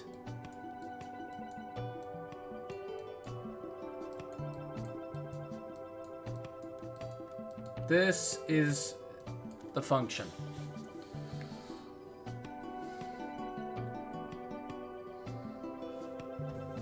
Reason for that goes up 24 for a squared, goes to this point. It goes down 24 over a squared. And that's it. Just goes down. T minus a. But why is it t minus a? Fuck.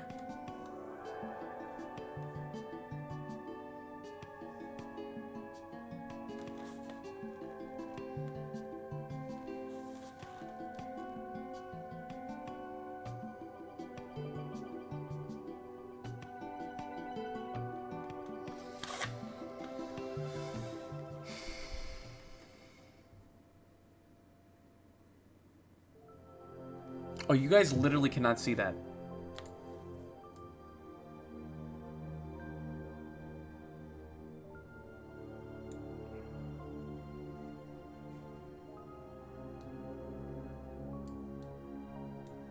God damn it, get smaller.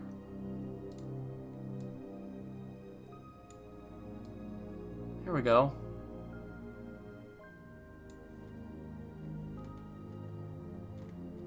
That should be much better.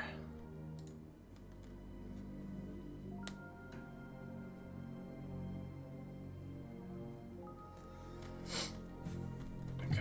From here, you just do the Laplace transform. This part is not hard. It's just making the equation can sometimes be fucking difficult for some reason. Even if they're so simple looking.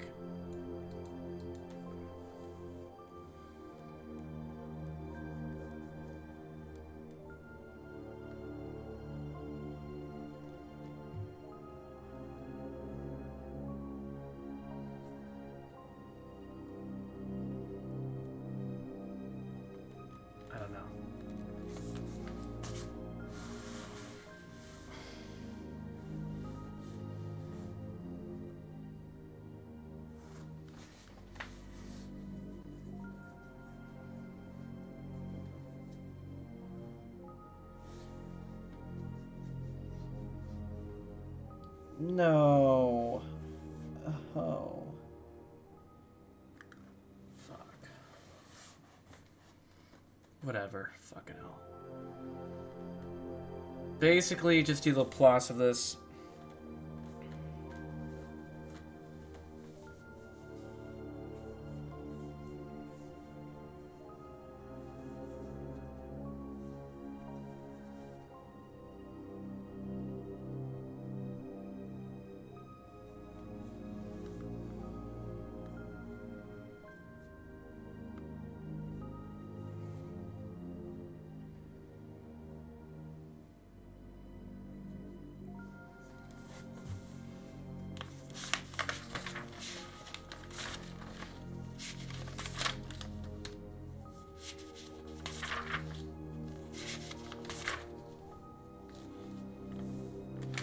Okay, that makes sense. Okay, that makes sense.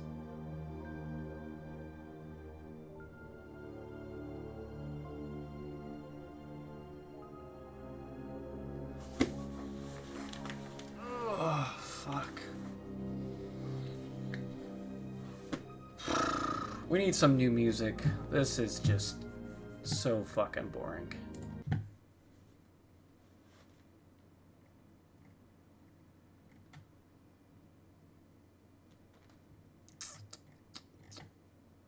Where's that sick ass playlist we had last time?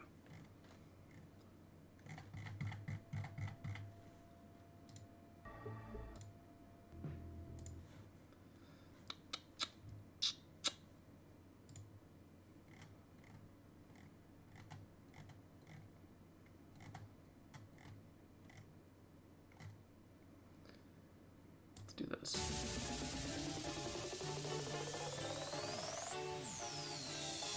Oh, let's go.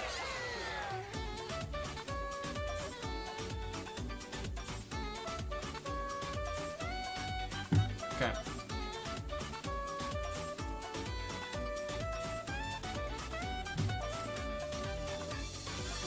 Let's say we had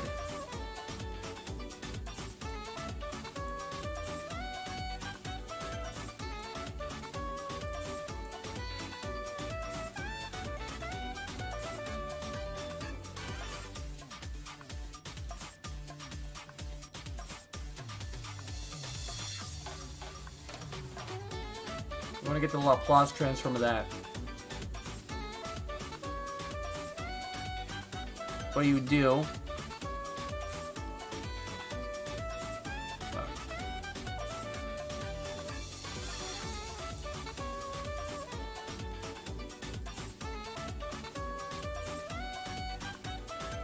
Partial fraction.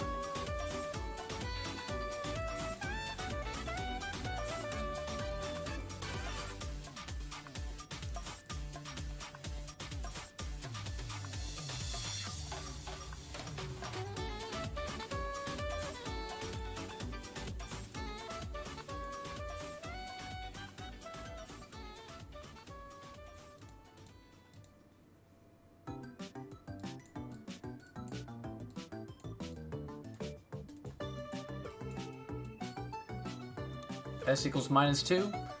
Plug that in. It's going to get you A.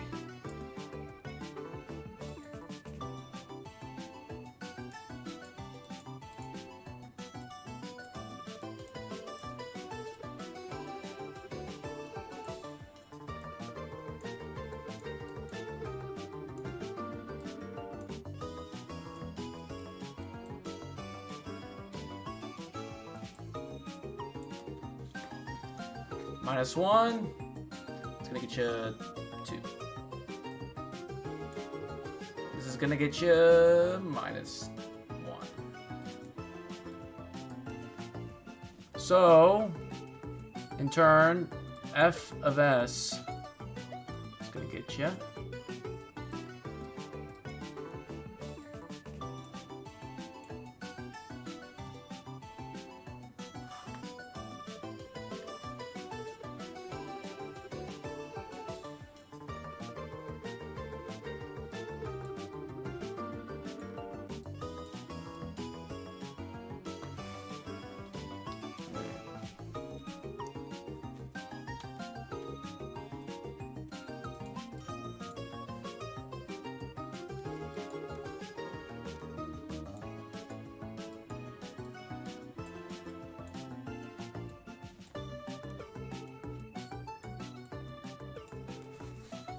that be right? Seems too easy.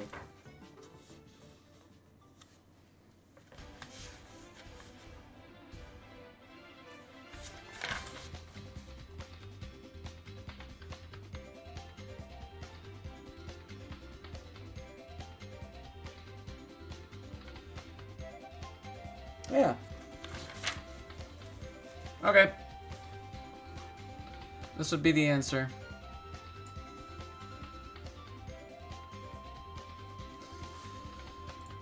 Let's do a new one.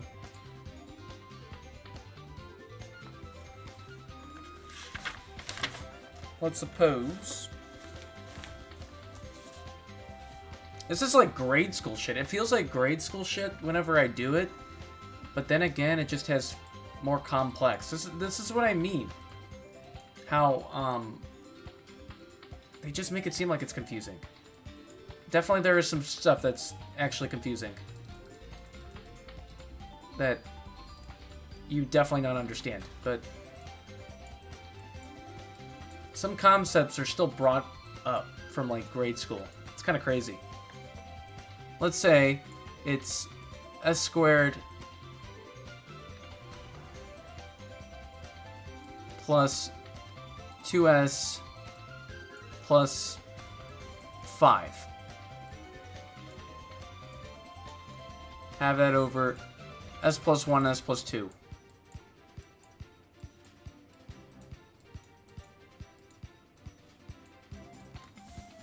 If they're the same degree,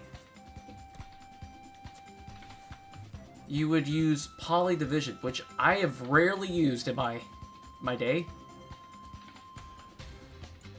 That's why I have to practice it, because I rarely fucking use it.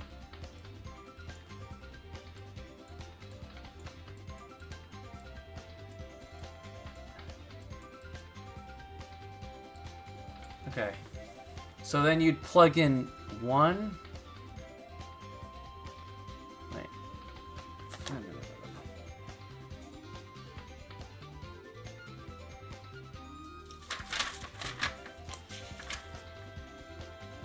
No, it's when the top's more. My bad. 5. We'll just have s plus 1. Fuck. S plus 1. S plus 1. Plug in S.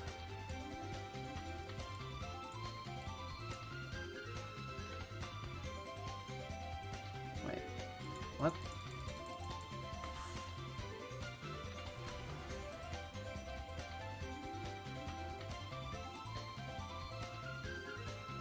Oh. Oh my god. I really need to practice up on this shit.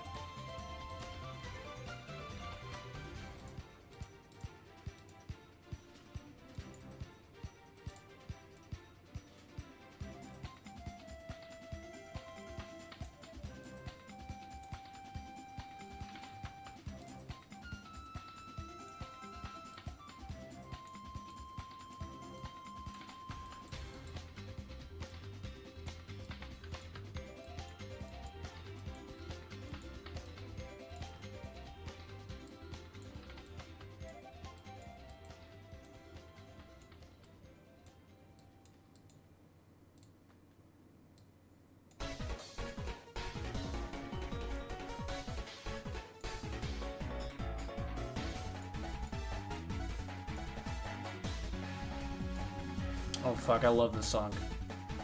Dude, this brings me back to Pokemon Showdown.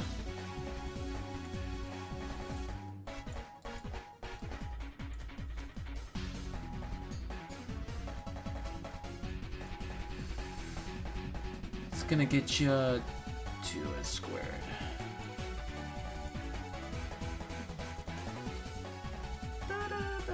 This has to be Gen 4, right? Or Gen 2?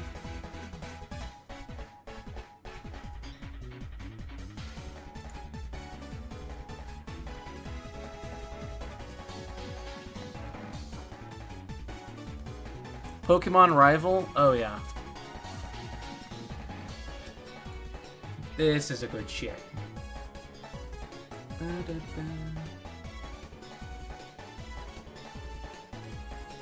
No, no, no, no, no, no, no.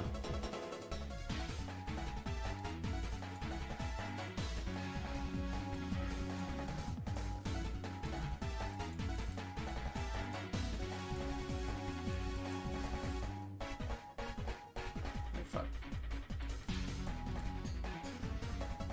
Oh yeah, no.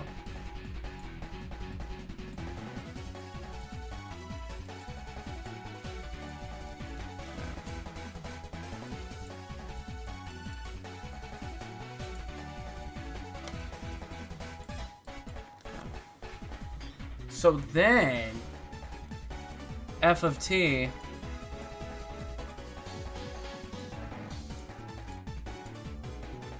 would equal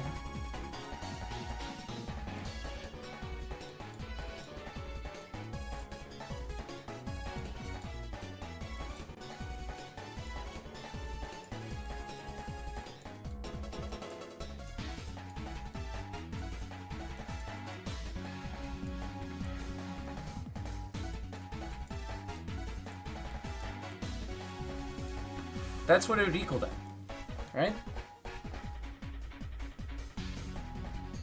Yes, sir. Okay.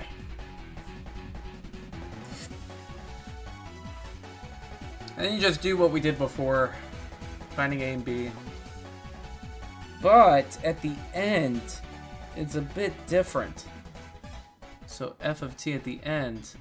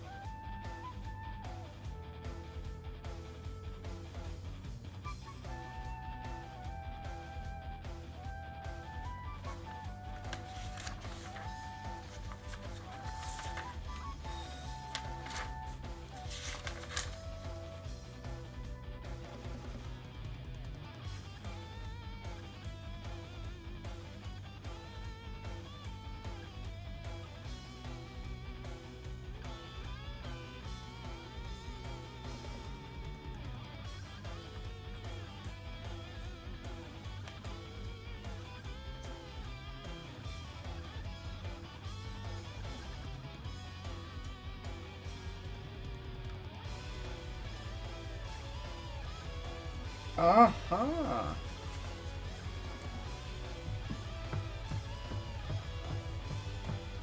That makes a lot more sense. So this remainder, you put d of dt, because that's going to equal 1. And you put one of these babies. And you add that to 2, which is next one.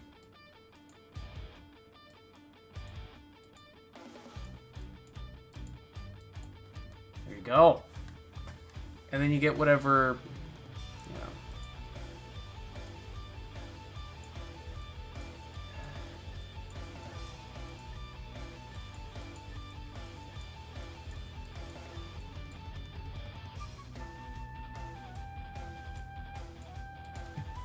Whatever that was, that would be the answer. Okay.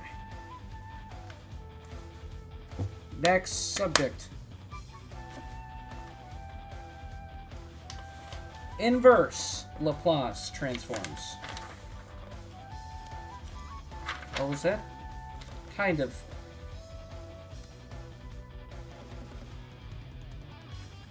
Actually, this is inverse. These are supposed to be S, f of S, not f of t. My bad. These are supposed to be f of S. New one. Let's go to a new subject. Now this is where we, this one stopped pretty quickly. So, let's say you have your little bungee spring.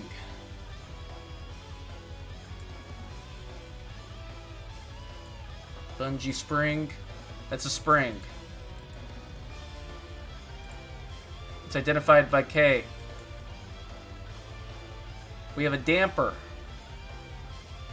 Doesn't matter what it does, it just is called damper.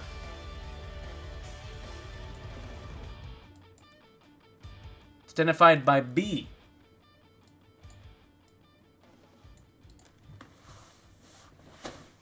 Then you have a mass. Usually there's a mass in every single one of these systems. Just a block and you call it mass. And usually there's an X direction. It could be up. But this tells you where X is positive, basically. And as you know, there's always mass times gravity, you know, on a block, no matter what. Let's say you have a spring connected to this.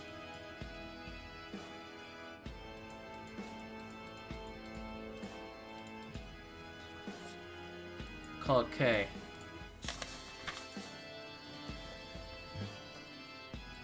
Usually one of these, it has a initial point and then a deflection state. So this is how much it moves whenever it gets stretched. This is called deflection, static deflection.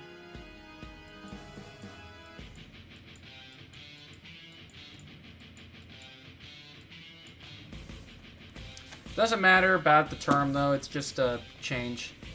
But whenever you're making a system,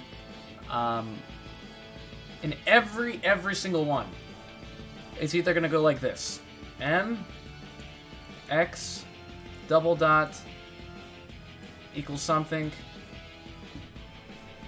or J, theta, double dot, equals something. J is inertia. And another thing to note is that to convert it, X equals R theta.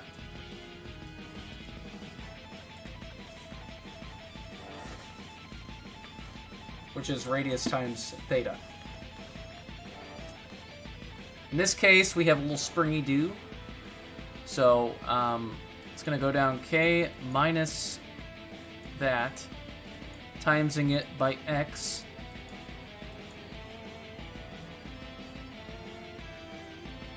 And mg, to note, mg is going to equal this little deflection thingy. And since X is down, it's going to be plus mg, which is going to be equal to this. So you can take both of these out. Let me erase this real quick.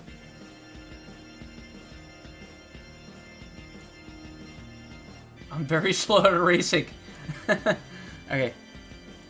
So when you take those out and you move the X to the other side, or KX, so after all that's said and done, it should be like this. So then you move it to the other side, and then bada boom, bada bing.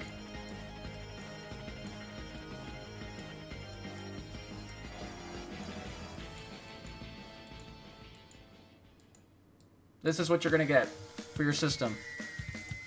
This would be the answer for this one. Now let's say we had a B instead, one of these babies.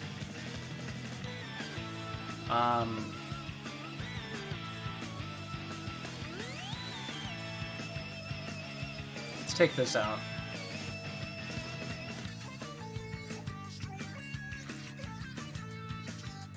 Let's say we had a B instead. B is gonna be MX, same as before. Then it's gonna be B X dot.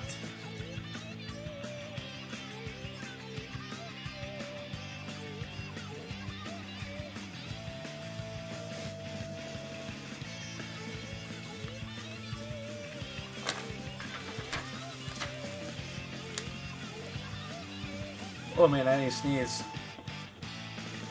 Oh jeez. Oh man. I hate that feeling when you have to sneeze.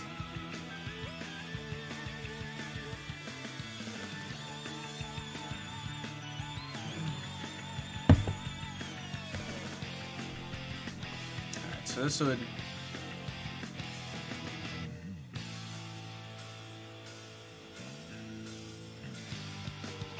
This would just be...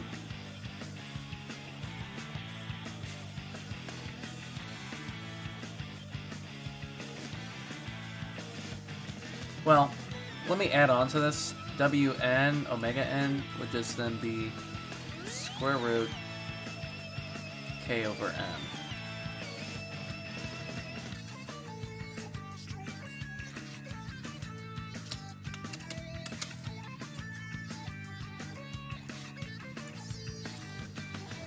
This one would end up being...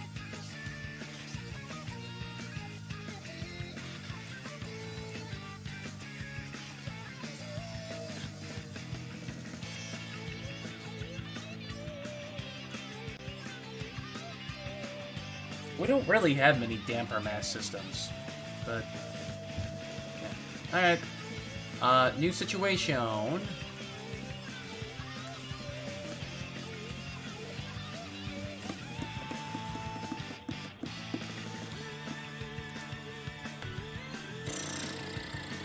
From here, gets a little crazy. Let's add in that J, as I said before.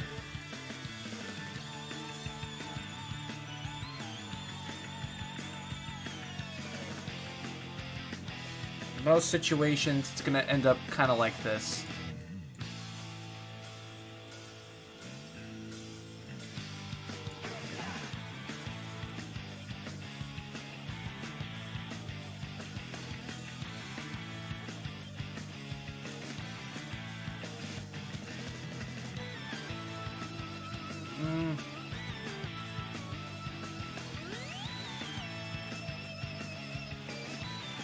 Fuck.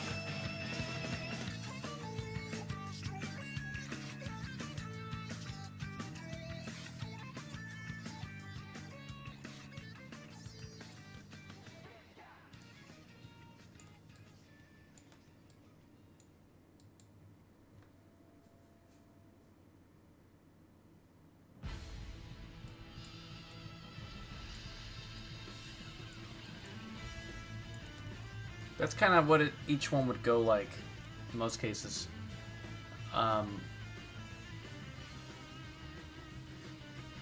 In almost all cases, this baby and this baby cancel out. In most cases, it's going to be like this, with both of them.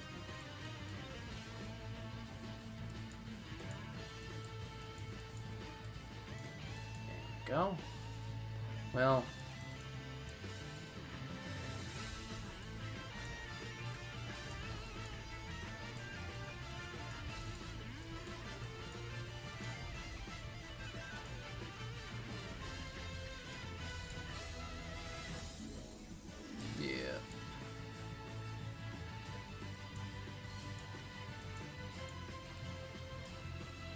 Then you can change that J to M R theta squared. Ugh. I think at least.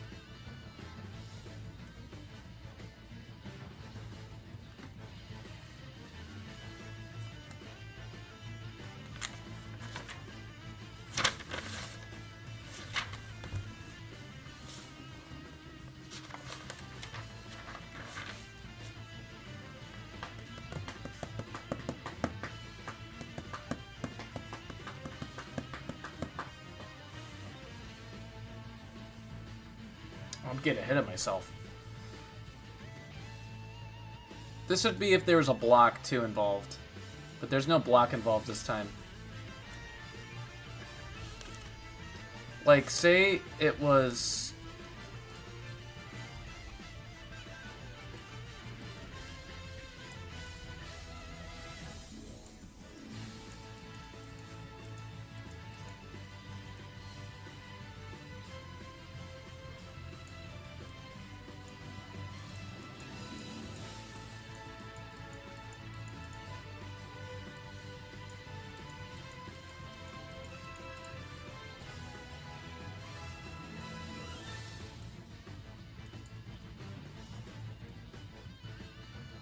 And it has like a static deflection of like this much.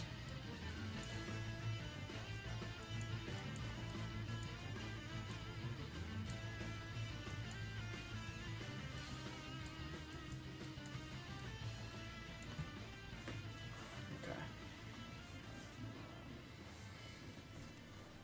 This would, well, actually, fuck. Let's add like a damper too.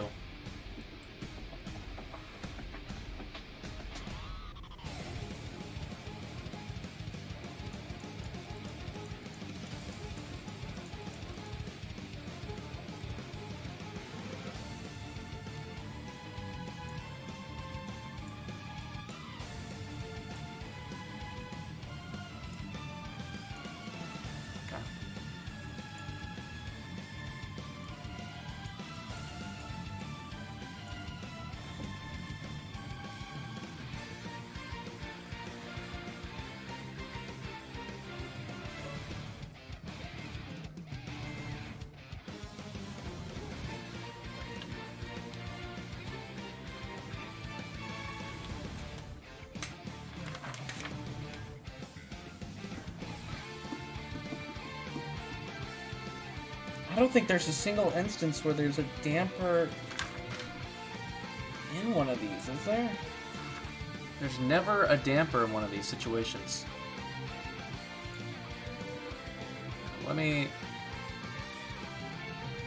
There's never a damper in a rotational one, which is kind of weird. I've never had an example like that. If he does put one on the exam, I'm kind of fucked.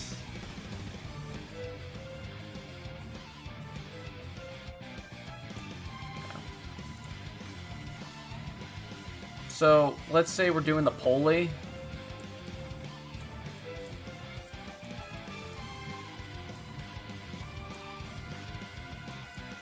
Let me add this little note. That's tension right there.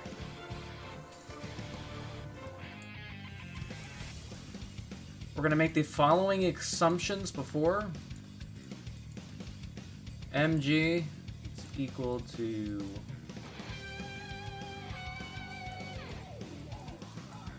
Another assumption is that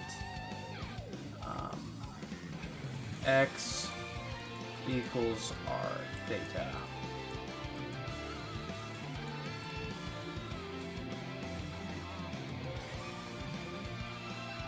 I don't know if you can you read that? I don't know if that's too small. Even though you're not even like actually studying this at all. I am.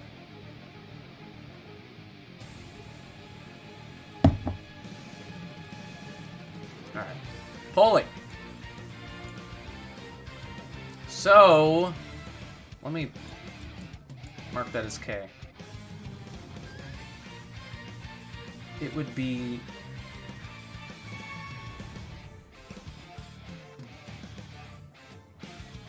T minus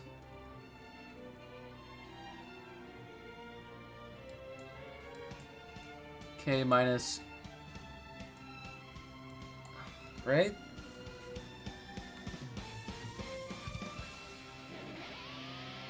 Oh no, it wouldn't do this.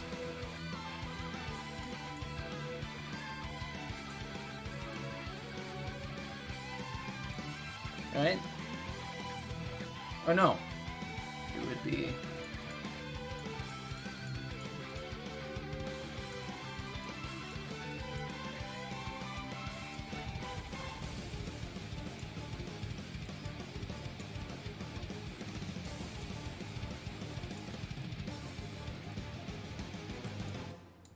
There we go.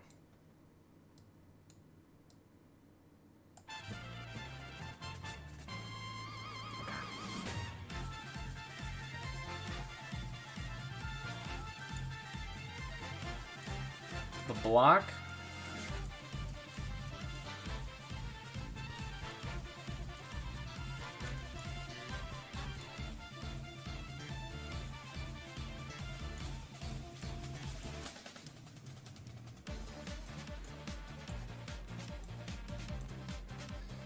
Would be minus T.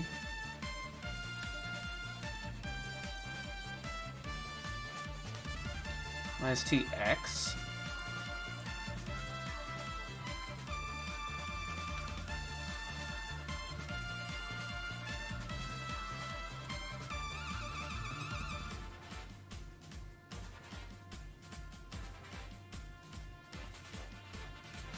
Okay.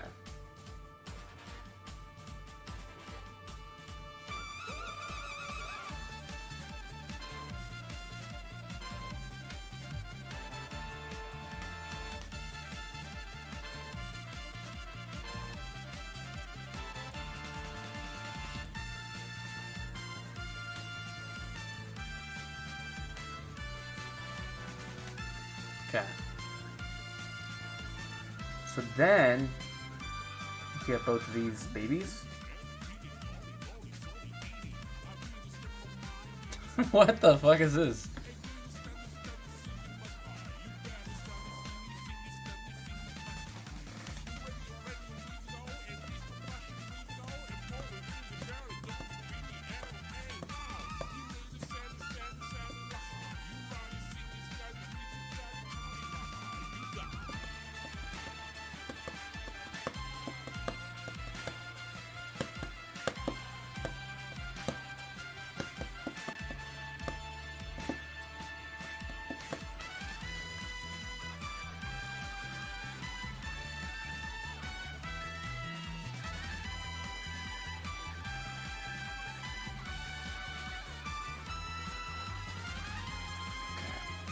And you solve for T, and you can plug that in to the other one. What you would get then is J theta double dot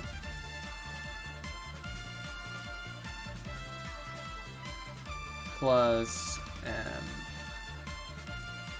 X double dot. MG would cancel this baby out. I'm gonna add that to plus K. X times R. Yeah. X times R.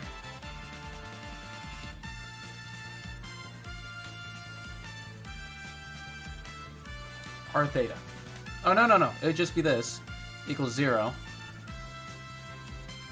And as you can see from here, X equals R theta. So X double dot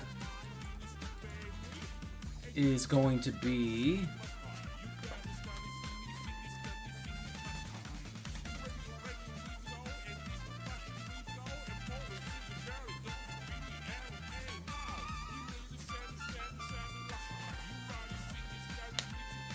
R squared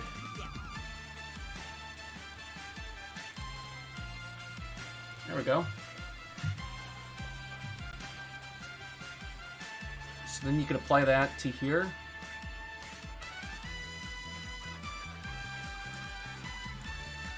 And also you could assume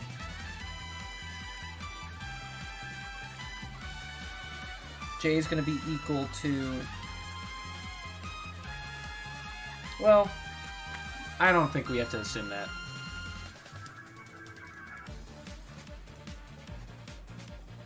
So when you apply that,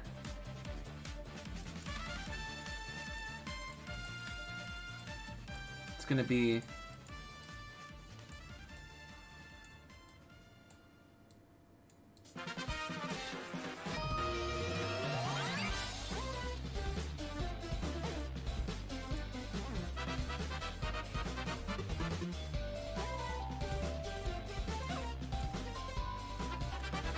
That's what you're gonna get.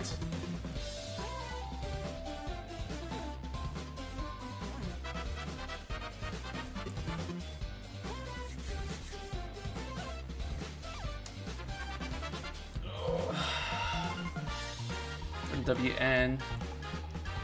Shit, it's an ugly WN.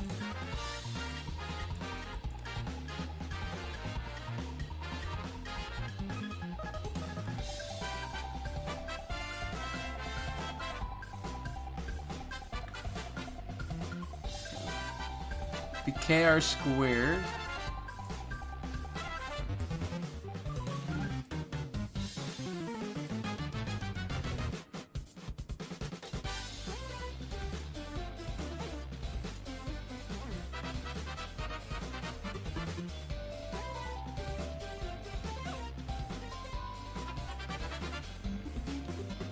There we go. That'd be the answer to this. And as you would know, they get more complicated as you go along.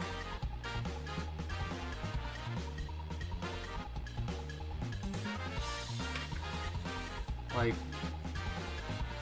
I'm not gonna do this one, but I'm gonna draw it out. Like, it can get real funky.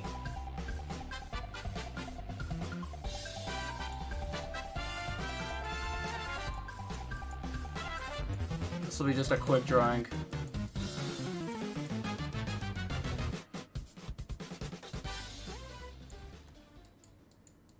So say we had one of these numbers.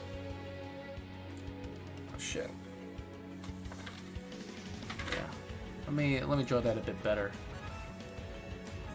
There's gotta be a better way to draw a circle, man. Fucking suck at these circles, man. Okay.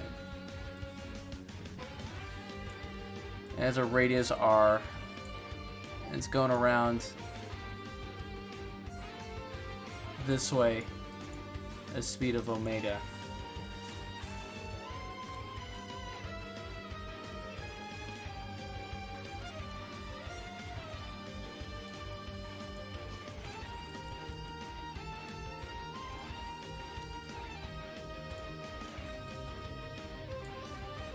You could also write as theta dot.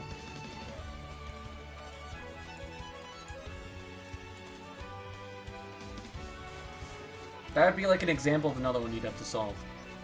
So they can get pretty damn funky.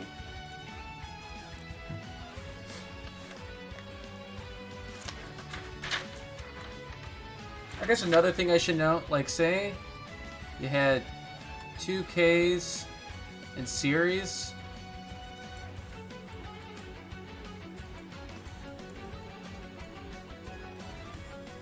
What would be, like, how would you simplify this? Could you simplify it down to one? Yeah, it's kind of easy. I didn't even think to, like, mention it, but, like,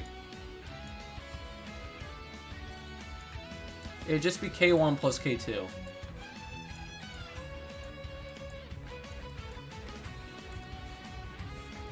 And, like, say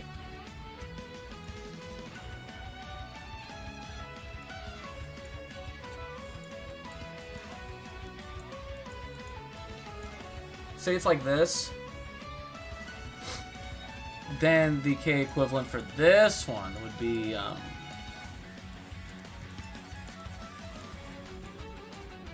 you'd multiply them together, and then add them.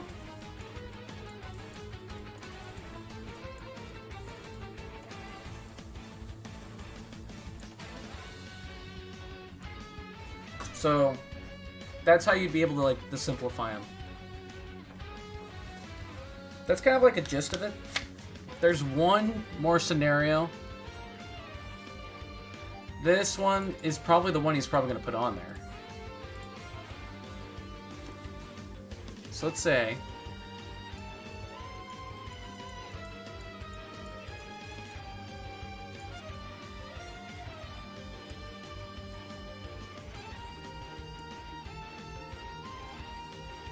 we have a B This is a damper, by the way, for those of you who are not aware. It just goes by B. And this is a spring.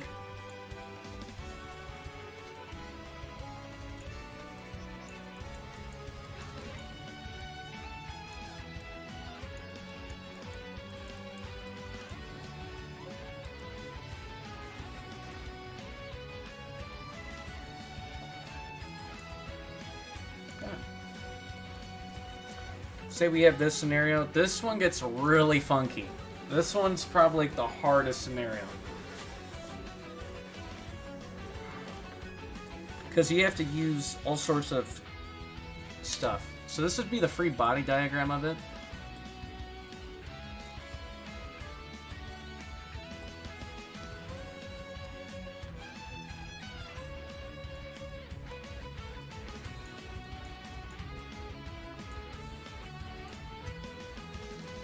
This would be KX. This would be BX dot.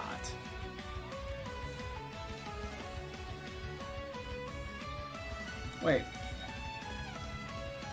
Oh, I don't have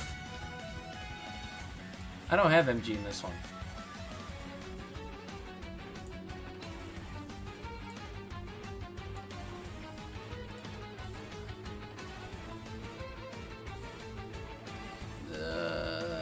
Get it out of here. Okay.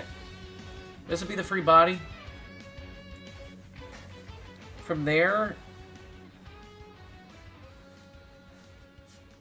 you can make the following assumptions. Basically, I'm not going to go through all the proving of it because I'm not a fucking professor. So, these are the equations that you get. Fuck. Oh my god, look at that. Oh. Bro, that looks like a fucking artist. Look at that little... Ooh. Ooh. I don't even know how you call it, but,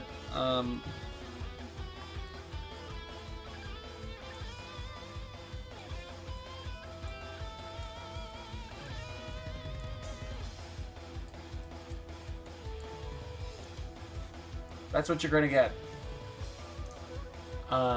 This is one term. This is like a little coefficient. Make things a bit simpler. This is another one.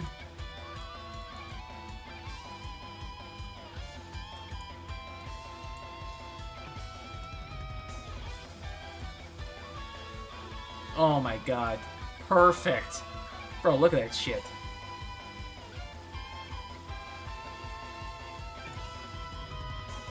This is not under the square root, by the way.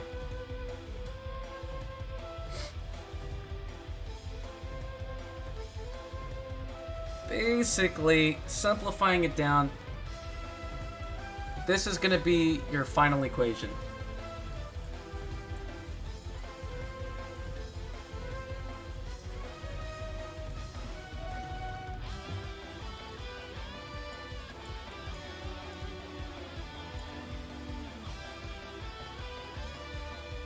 Basically, another thing I should know, x of 0 is xo. So it's like initial spot, and VO is 0.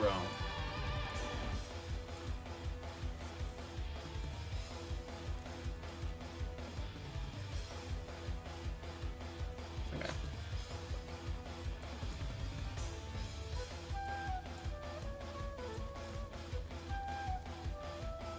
This is a pretty long one.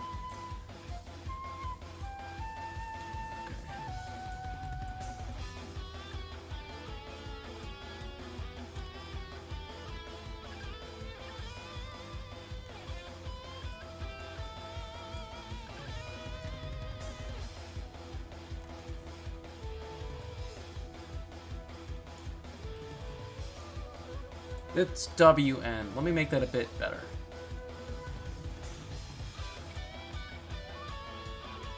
Fuck, I can't make a small W.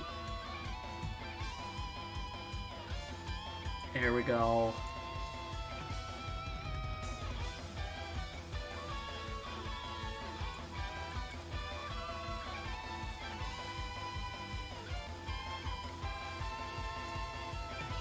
And then bada boom.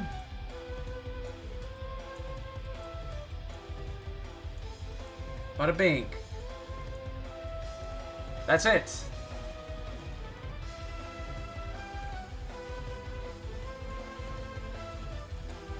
Theta's gonna equal though.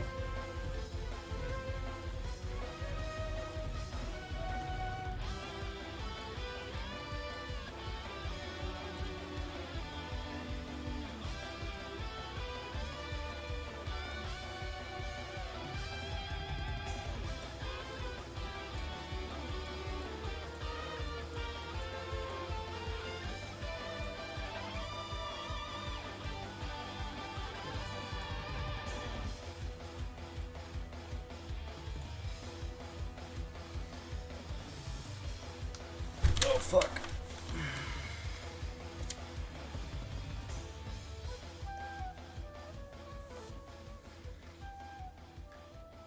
It's fucking 4 p.m. and I've been doing this for 3 hours. Damn, I didn't think I'd be doing this for this long. Okay, well, I went through everything for 2 of the subjects. I haven't gone through statistics yet. I still have thermo, also. But those 2... Statistics is pretty bad, but, those 2 are the main ones.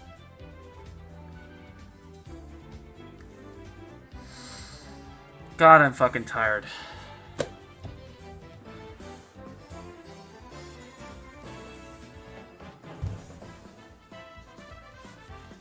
And you guys see what I've gone through. Have to go through. 3 hours of studying.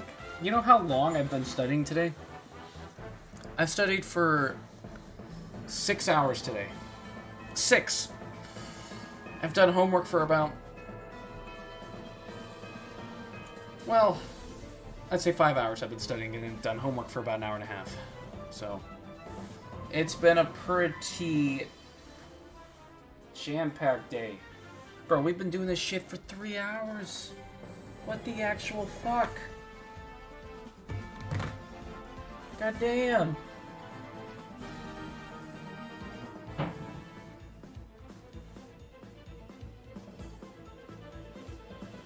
Holy shit.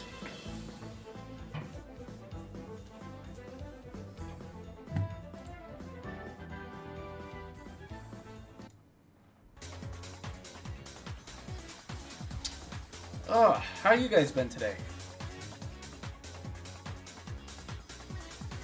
Before I go, I'm going to do a few squabble matches.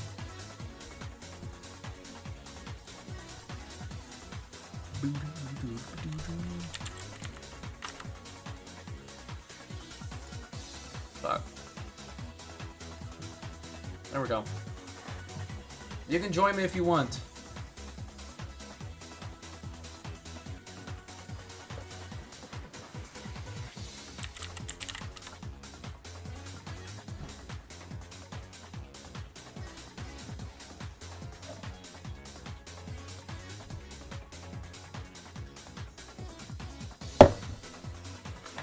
Oh, I need a gum. Oh, fuck.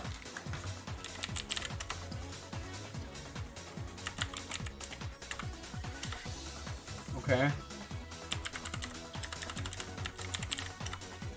Okay.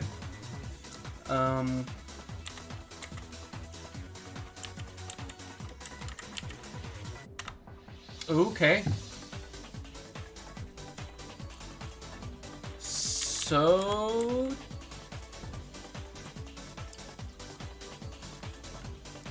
What the fuck could this be?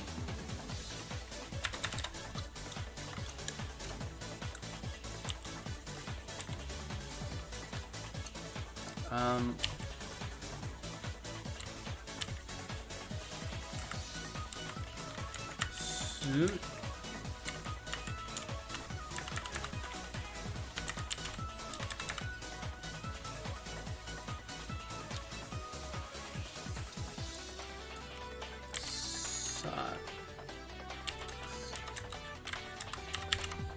Okay.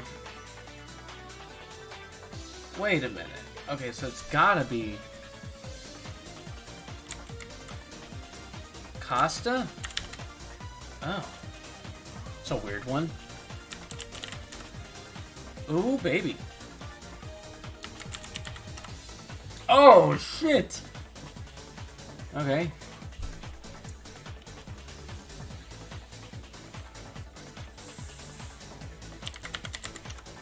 Okay, L's not in it.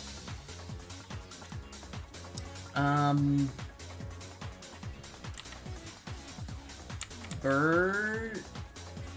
Barry? Is it Barry? Oh! Larry! Terry! Fuck.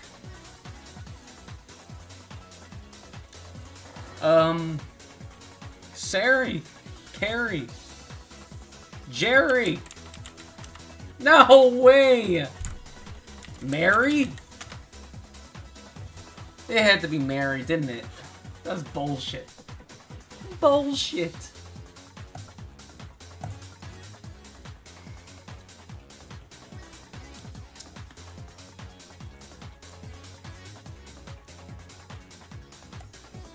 Alright, new game. You can join if you want. Ooh, baby. Okay. Class? No.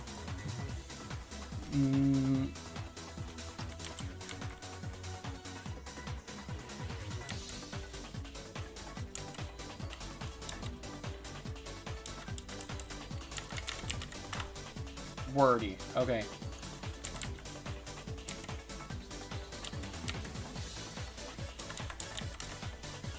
Oh, baby.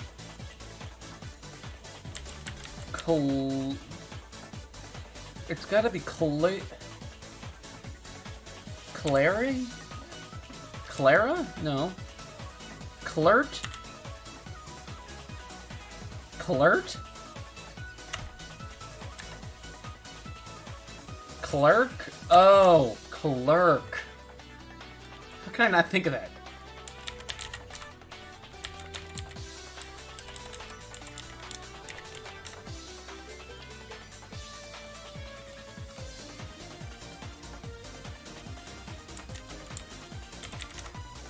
Okay.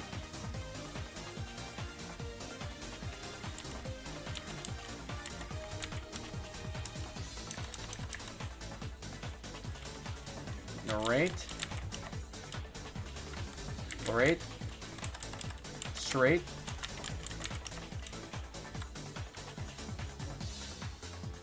Brats. Ah, yes.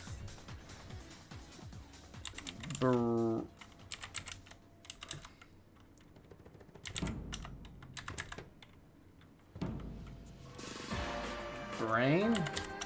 Aha. Ow! Oh, shit.